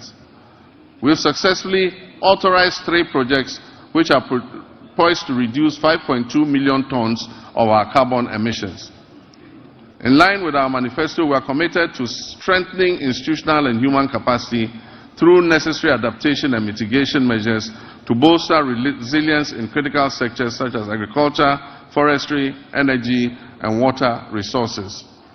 We also pledge to align our national policies with international efforts to limit global warming to 1.5 degrees centigrade by 2050 and promote a fair and just transition to renewable energy sources. Mr. Speaker, we stand on the cusp of making history. The history of a country that prioritizes transparency and accountability as key elements of governance. During my campaign for president, I pledged, as captured by the NDC's 2024 manifesto, to take a strong stance against corruption. Mr. Speaker, we must end state capture.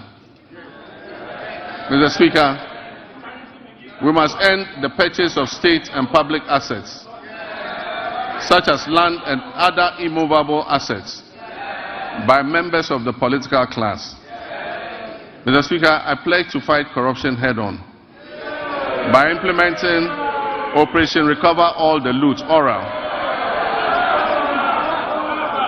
In that regard, Mr. Speaker, one of the first committees I established, even before my investiture as president, was to establish the oral committee on the sidelines of our transition. It is instructive to announce that the committee received over 2,000 complaints from the public and has since handed over a comprehensive report. This report has been given to the Attorney General for further review, thorough investigation, and eventual prosecutions. Mr. Speaker, the recent arrest related to the unwarranted payment of $2 million of Ghanaian taxpayers' money in the Sky train saga, and then also the National Service Ghost Name scandal, mark only the beginning of a comprehensive response based on the oral committee's findings. Mr. Speaker, let me state that my commitment to fighting corruption will continue with the establishment of a unit at the presidency and the maintenance of the hotline, where complaints and reports regarding graft and corruption will continue to be received and transferred to the Office of the Attorney General. Mr. Speaker, we will shortly submit for consideration a bill to regulate and restrict the sale of disposal of public lands and state assets. Mr. Speaker, as soon as the 2025 budget is approved, government will immediately take steps to reform the existing anti-corruption agencies by increasing funding and improving transparency and accountability. Mr. Speaker, Ghanaians voted largely and overwhelmingly and endorsed the NDC because we demonstrated a strong commitment and abhorrence for corruption. We pledged to fight corruption and implement far-reaching reforms that will eventually achieve a sustainable zero-tolerance policy against corruption. Mr. Speaker, the justice and legal sectors play pivotal roles in ensuring accountability and fostering the fair, equitable treatment of all our citizens by the state and its agencies. Delays and uncertainties have plagued justice delivery in Ghana, leading many Ghanaians to perceive a politicization of the judicial process. The public trust in the judiciary's independence is alarmingly low. We must work together to restore confidence in the judiciary. My government will uphold the judiciary's independence and work with the Judicial Council and services to depoliticize justice delivery and collaborate closely with the Chief Justice to combat corruption effectively. Mr. Speaker, in line with our manifesto promise to reform and expand legal education, we have developed a legal education reform bill ready to be presented to Cabinet for approval and laying before this August House Parliament. Mr. Speaker, on January 30th, 2025, I inaugurated the Constitution Review Committee to undertake a comprehensive review of our fundamental law and ensure that it reflects the hopes and aspirations of our citizens. The committee is composed of distinguished scholars, jurists, and professionals who have made significant contributions to our nation in both the public and private sectors. They will engage Ghanaians and consult with the relevant stakeholders and experts over the next 6 months. Their findings will ultimately be presented to the public for approval, followed by submission to Parliament for enactment into law, and referendums will be held where necessary. Mr. Speaker, I'm pleased to report that Ghana's internal security remains stable, despite developments primarily rooted in chieftaincy disputes. We firmly believe that even amidst conflict, it is essential for our citizens to coexist peacefully and seek amicable resolution to these disputes. We will initiate comprehensive reform across all security agencies to strengthen our national safety and security. One area that has garnered significant public scrutiny is the recruitment process within our security forces. Accusations of politicization, favoritism, protocol, and selectivity have been prevalent. Let me assure you that we are committed to changing that narrative and fostering a more transparent and equitable recruitment policy so that all our young people who wish to serve in these services have an opportunity to do so. We are dedicated to enhancing the capabilities of the Ghana Police Service, the Prison Service, the Ghana National Fire Service, the Immigration Service, and the Narcotics Control Commission, the Customs Division of the Ghana Revenue Authority, and all investigative bodies operating under the Ministry of Interior. By motivating and re-equipping these agencies, we aim to effectively maintain internal peace and security. Mr. Speaker, I want to reaffirm this government's unwavering commitment to prioritizing the welfare and well-being of our brave men and women in uniform who sacrifice daily to uphold law and order and secure our nation's peace. We will invest in adequate equipment and suitable accommodation for our security personnel. As Commander-in-Chief of the Armed Forces, I want to emphasize our determination to strengthen our democracies. This is particularly true given the troubled proliferation of military-grade weapons that have fallen into unauthorized hands. These weapons pose a significant threat to our national security and our constitutional democracy. They endanger the safety of all Ghanaians and potentially exacerbate existing conflicts such as chieftaincy disputes, and in many cases fall into the hands of armed robbers. Since taking office, we have pursued a responsible approach to account for these unregistered weapons while maintaining stability within the security apparatus. I'm pleased to report that we've made substantial progress and are committed to ensuring that those responsible for this situation are brought to book. In our efforts to safeguard our citizens, Mr. Speaker, to safeguard our territory, to maintain our democracy, we remain vigilant against the threat of violent extremism and terrorism. Therefore, we are resolute in enhancing our defense mechanisms through diplomacy, counterintelligence, information sharing, infrastructure development, and the acquisition of appropriate technology. Achieving a stable and secure nation necessitates the motivation of our uniformed personnel. Currently, the Ghana Armed Forces faces a housing shortfall of over 17,000 units, and we recognize that the inadequate state of barrack accommodation needs to be addressed promptly. In addition to housing, we'll prioritize improvements to rations and fuel supplies for our security forces. Quality healthcare is another critical aspect of motivating our armed forces.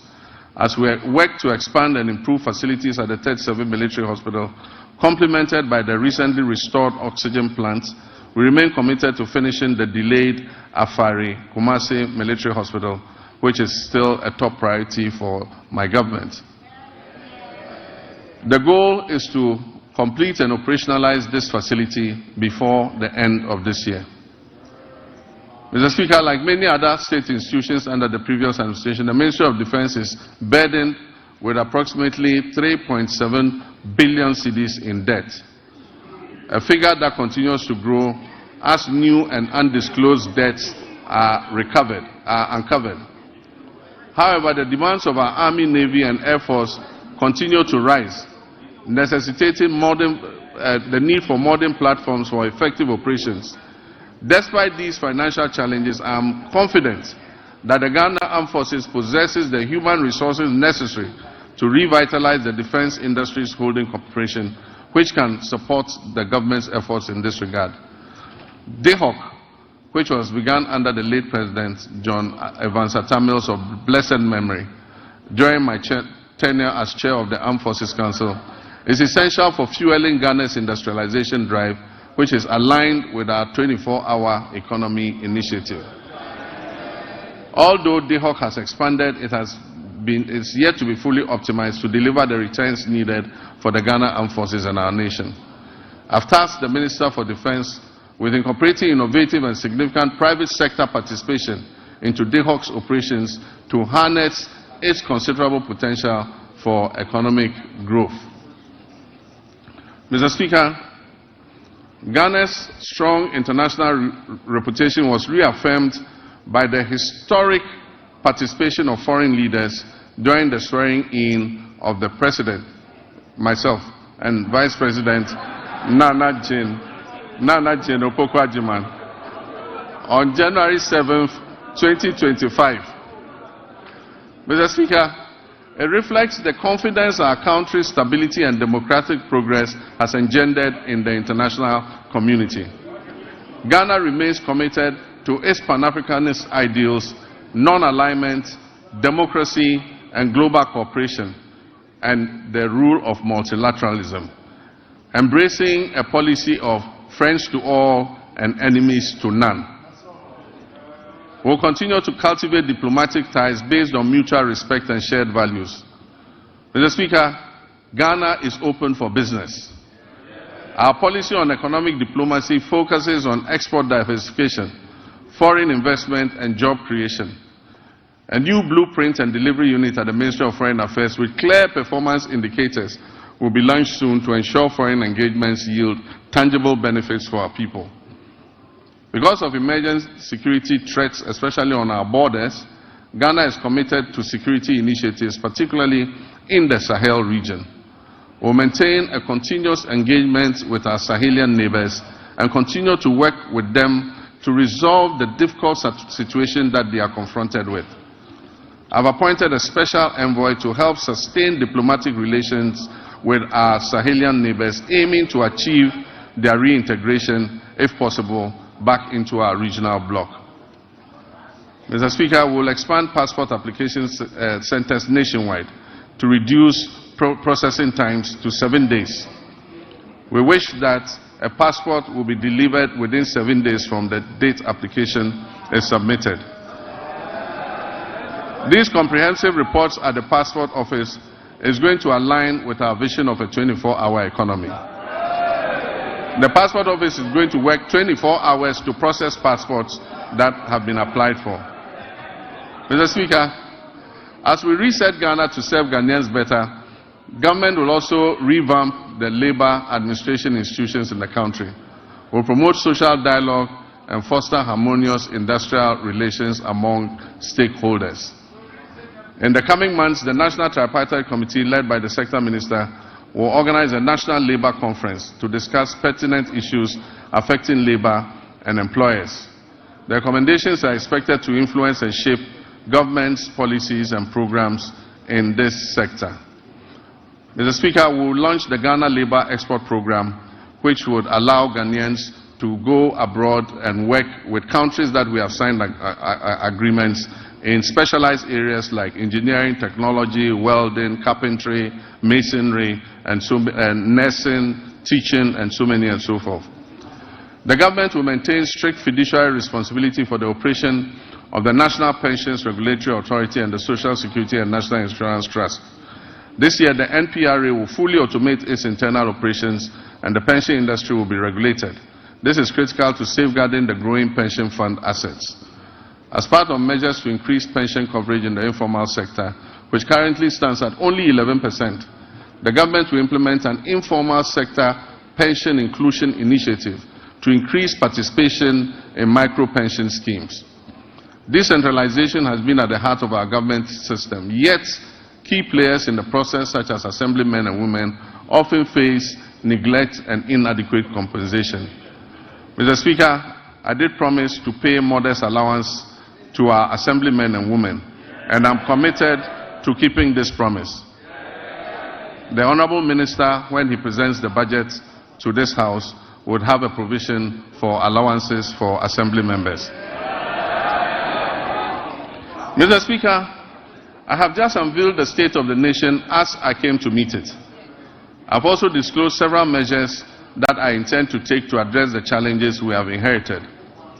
Nonetheless, no matter how well-intentioned our efforts to reset our economy are, they will not yield the desired outcome without the support of the people of Ghana. And so, to my dear countrymen and women, you have clearly and unmistakably expressed your displeasure with the poor governance and corruption that has existed in the past. Mr. Speaker, some of our compatriots did so even at the peril of their lives, just as our 28 February crossroads shooting national heroes did in the Gold Coast. May all such martyrs of democracy, those who have died in the process of elections and in the process of just exercising their civil rights, may they rest peacefully in the bosom of the Lord. Mr. Speaker, we will, as I promised, investigate these deaths and we will provide appropriate compensation to the families of those who have died during the elections. My brothers and sisters, you gave me a compelling mandate that leaves no one in doubt about your expectations of me and my government. You embraced the vision to generate new and well-paying jobs through the 24-hour economy initiative. The arrogance of power that you so much abhor will be a thing of the past. I will enforce and demand the highest standards of performance from those I have chosen to work with me to improve the circumstances of our country. I'll publish a code of conduct that they will be strictly made to abide by. Mr. Speaker, it would be remiss of me if I didn't admit that the entire economic value chain is currently in the internal ICU, As I recall mentioning a few intensive care units, as I recall mentioning a few years ago when we were still in opposition, the economy is even worse than we had envisaged. But this gives us ample opportunity to be innovative in our efforts to resuscitate it. And so what are the key takeaways from me for the people of Ghana? 1, that we shall fight corruption effectively. 2, that we shall run a lean government of no more than 60 ministers. 3, that we shall realign the ministries, agencies and departments to eliminate duplication. 4, that will introduce austerity, reduce wasteful expenditure and spending, and improving tax collection. 5, that we shall widen Ghana's tax nets, reform tax waivers, especially on investments, and return to our homegrown solutions. 6, that we will grow what we eat and reduce imports of food and goods that can easily be produced here in Ghana. Your voice and contributions will prove invaluable on this journey of national reset, and I encourage you to make your voices heard. I commit to the judicious use of your resources, eschewing waste and ostentation. We will always endeavor to make the most of the little we have, so that together we can guarantee a brighter future for our children and our children's children. Though the state of our nation now may appear bleak and the task of addressing it may seem daunting, nothing should stop us from achieving our goals once we set our minds to it.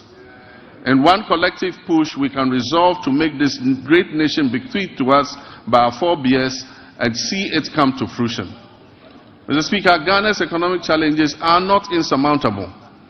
They present the government and everyone else the opportunity to innovate, to reflect, review, and reset, which is the theme for the commemoration of our scaled-down 68th independence anniversary.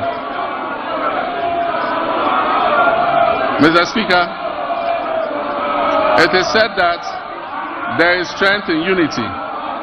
Ghana's greatest strength lies in its people, its young and energetic youth. If we stand united, we can be more resilient and build together the power of collective action to overcome economic and social challenges. Every Ghanaian, regardless of political affiliation, background, or status, has a responsibility to play a key role in nation building and work towards a complete reset of our country. Mr. Speaker, let me assure you that we are leaving no one behind as we reset to rebuild the Ghana we want. We will rebuild a Ghana that works for all of us and not just a few. We shall live the dreams of our forebears in our lifetime. And so, my countrymen and women, where despair once existed, let hope radiate. And where the sun appeared to set on our bright prospects as a nation, let a new dawn of enthusiasm and renewal supplant it. So that when I come and stand here next year to present a message of the state of our nation, it will be one brimming with excitement and happiness. Mr. Speaker, I thank you very much for this opportunity. I thank honorable members for your kind attention. May God bless our homeland, Ghana. Thank you.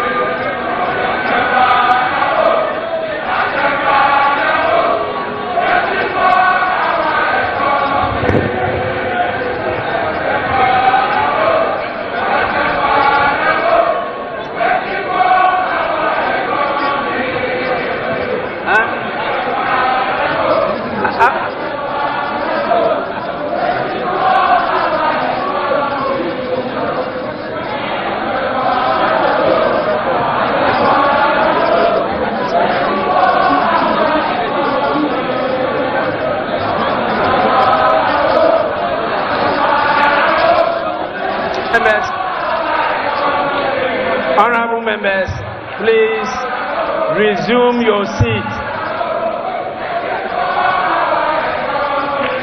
Honorable members,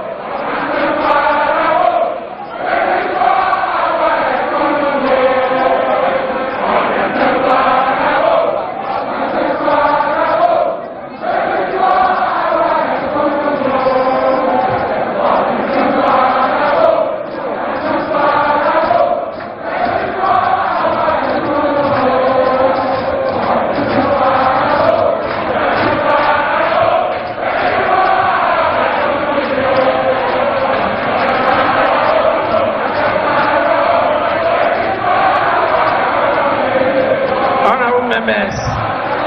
Honorable members. Order. Order. Order. Order.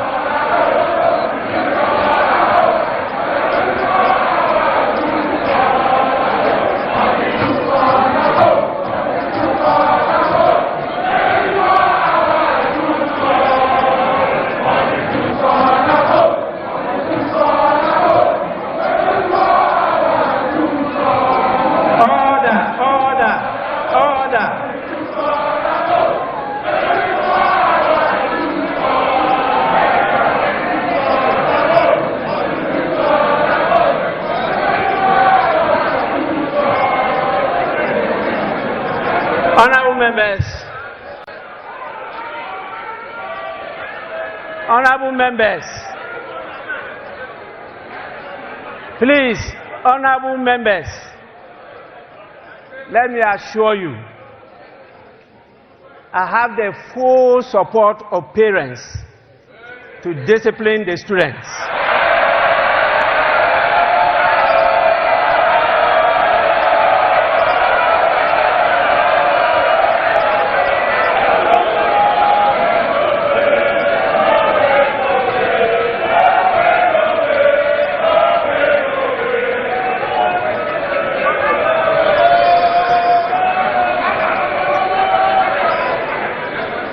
I will not accept any apologies again. Honorable members, in accordance with Standing Order 72, Rule 4, I convey to His Excellency the President the gratitude of the House for the address. Honorable members, again, in accordance with the practice of this House, a formal communication will be forwarded to His Excellency the President after the House has thoroughly debated this address. So you will soon have your say. In accordance with the standing orders of the House, I want to know from the Majority Leader any indication regarding adjournment of the House. In other words, Honorable Leader, can you move for an adjournment?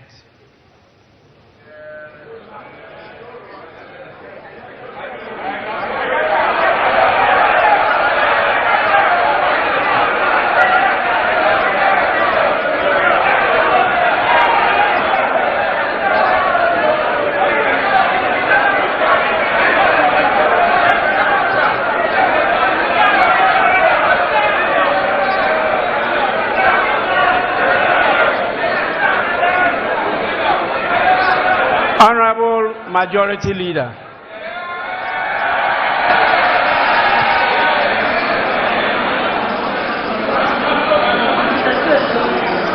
Thank you.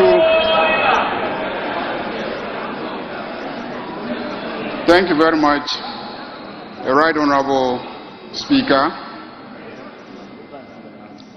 Right Honorable Speaker,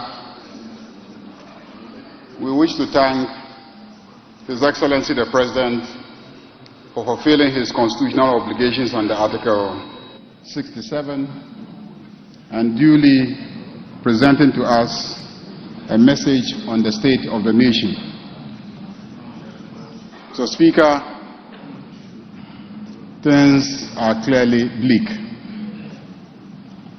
So, Speaker, I see on this side of the House my colleagues in black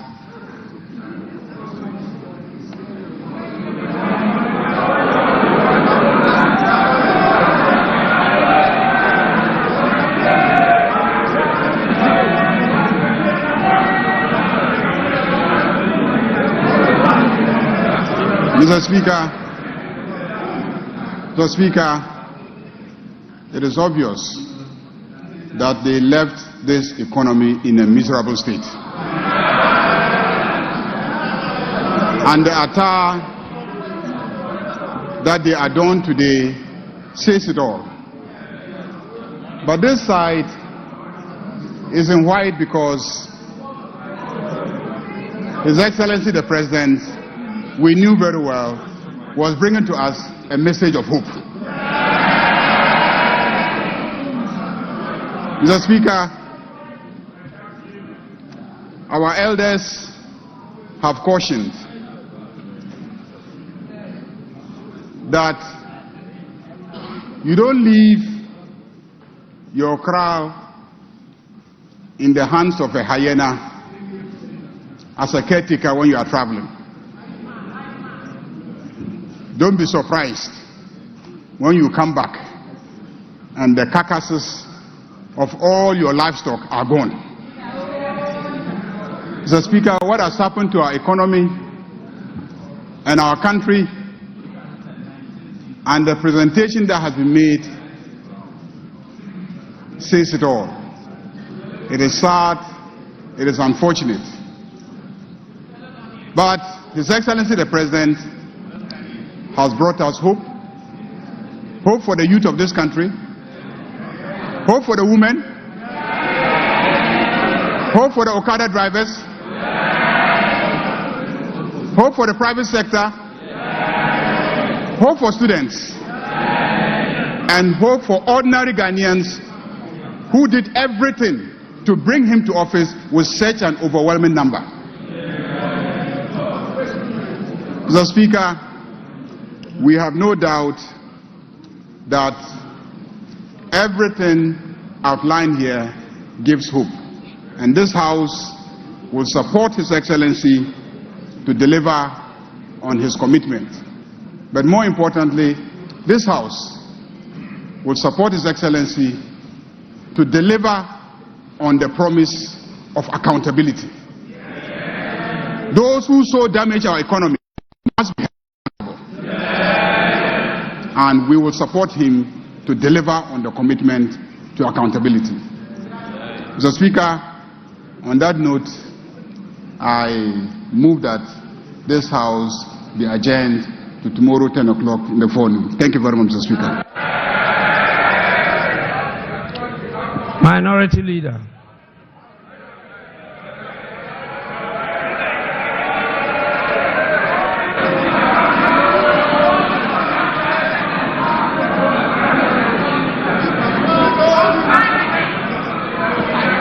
Mr. Speaker, let me, on behalf of the Minority Caucus, congratulate His Excellency the President first on his election. This is the first time after the election that he's been to this chamber and to deliver a message on the state of the nation. Our side take this opportunity to congratulate you and wish you well. Second, Mr. President, on the 21st of February 2013, you notably said, quote, Mr. Speaker, the meat is now down to the bones. This was on the occasion of your address to Parliament. And you said that the meat is now down to the bones. This was at the time, Mr. President, that you were President of Ghana. And you had served as chair of the economic management team of your own government. Yet, when you came to this house,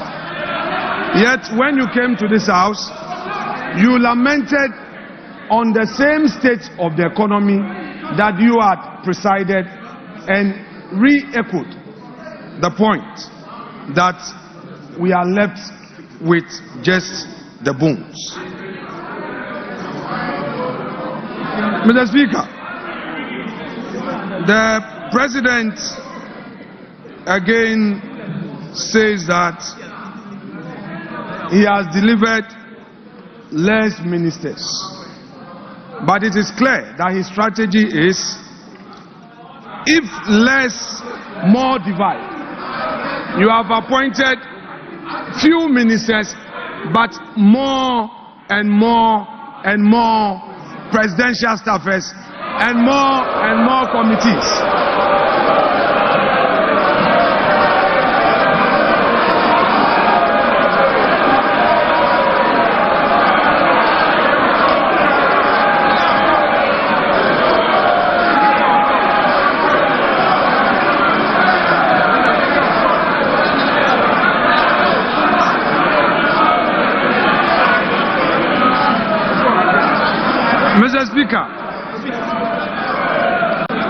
Mr. Speaker, the President again. Honorable members, please. The President again came to this House with a familiar story. The usual lamentations. He packaged it in a language as though we have a new beginning. Mr. Speaker, if the President has any concerns, his duty is to fix it.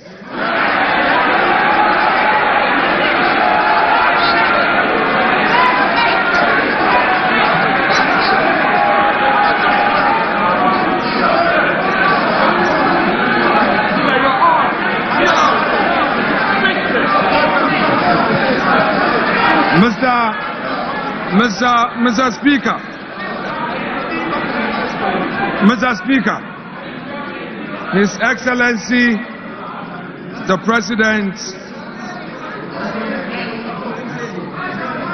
has announced to us a cabinet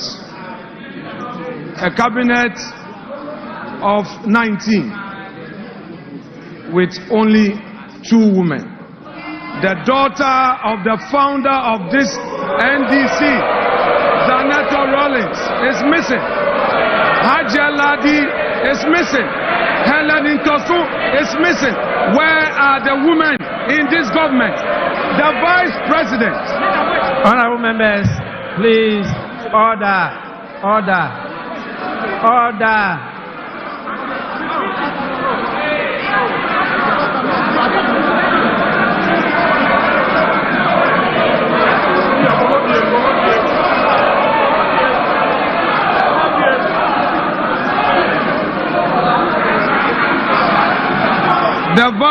The Vice President is part of the government, and we are seeing only 2 women in cabinet, and the Vice President is sitting there.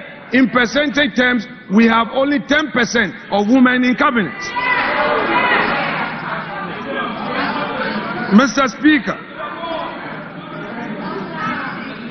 the President again, as part of his lamentations, is telling the nation that through some arrangements, they have been able to do 2 things. Pay domestic bonds that matured, and then also they have successfully done some financial engineering to pay some energy sector debts to keep our lights on. My question is, Mr. Speaker, has the President any budget?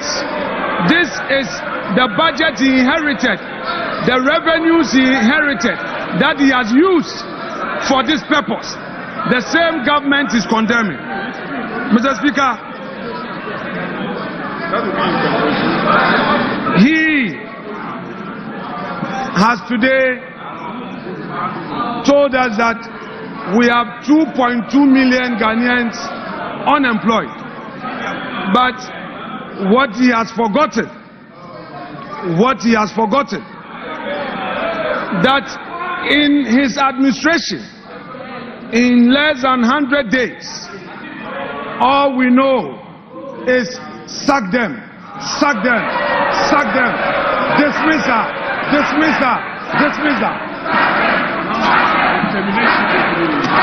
Mr. Speaker, on the streets of Accra today, the youth of the country are saying that Mahama Baku termination bebre. Mr. Speaker, we are happy to hear from the President that he is going to launch the Nkokon Kitinkiti. We are happy to hear this, but we are curious because only yesterday we heard of a confirm. Mr. Speaker, the President talked about the school feeding program, and in his submission on the school feeding program and the status of it, he said that they are now feeding the children well. What he didn't say was that at the time he assumed office, the previous government had paid every single one of the caterers. What he failed to tell Ghanaians was that President John Ajekum Kufuor, who is seated in this chamber, was the one who initiated the school feeding program. He did not acknowledge it.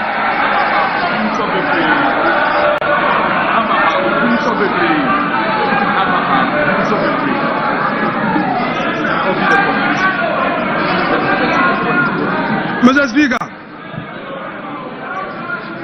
what are we seeing in this government? The same old stock. The same old stock. There's nothing new. There is nothing like transformation. Only yesterday, Mr. Speaker, the youth of the NDC besieged the headquarters of the NDC demanding for jobs. Where are the jobs? Mr. Speaker, today we are seeing the 184 or so filling this chamber, the 183, plus the independent MPs who have caucused with the NDC. Today this house is full. But Mr. Speaker, Mr. President must know that the majority is frustrated. They don't come to the chamber because there are no jobs for them.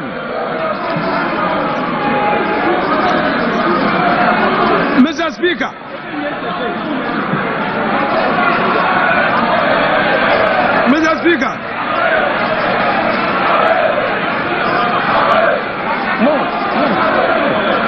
we have patience.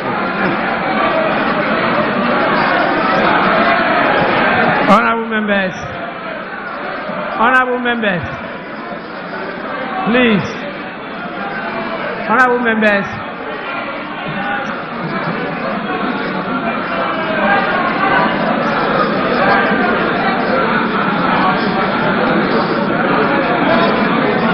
Honorable Minority Leader, you have 1 more minute.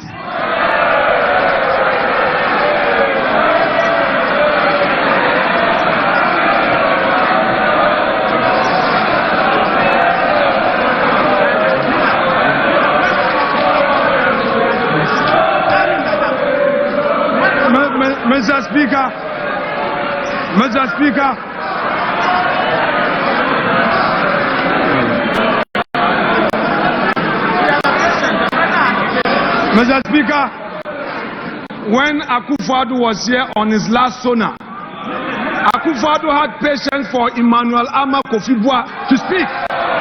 Mr. Speaker, there must be patience for the minority side. I cannot be limited, Mr. Speaker. Let me finish.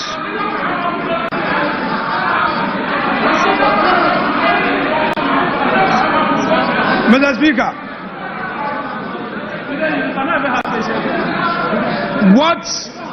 what we have heard today fails to acknowledge the strides made in the last 8 years.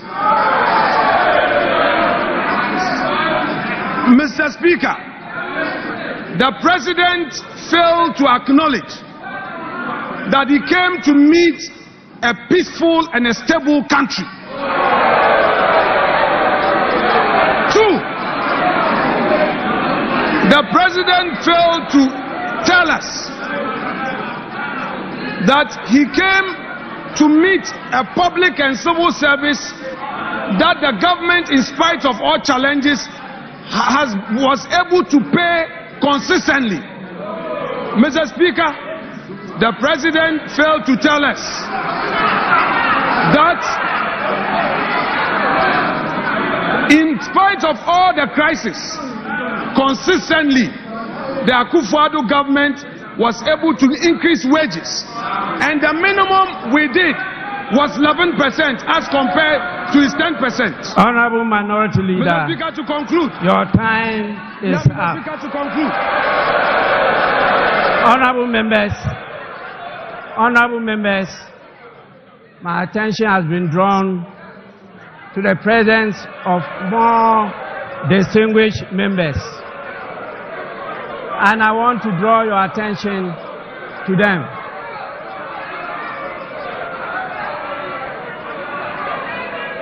Honorable members, we have with us in the chamber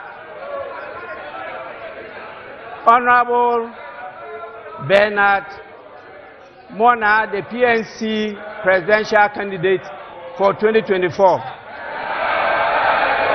2, honorable members, we have the APC presidential candidate Hassan Abdullahi Ayarga.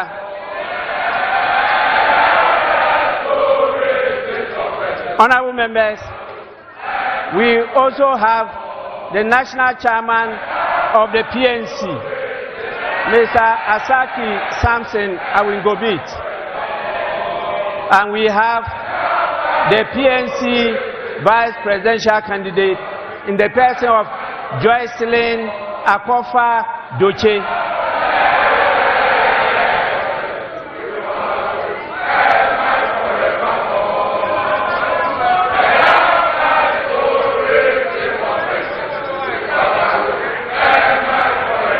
Honorable members, I now put the question.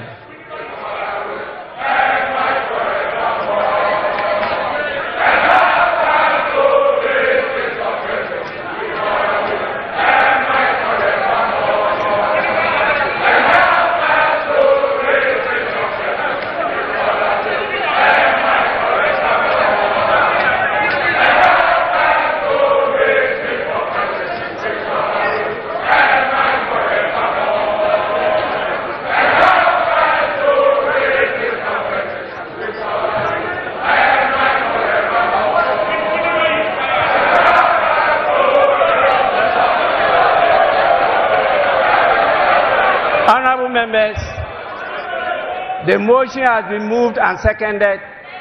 As many as are in favor of adjournment, say aye.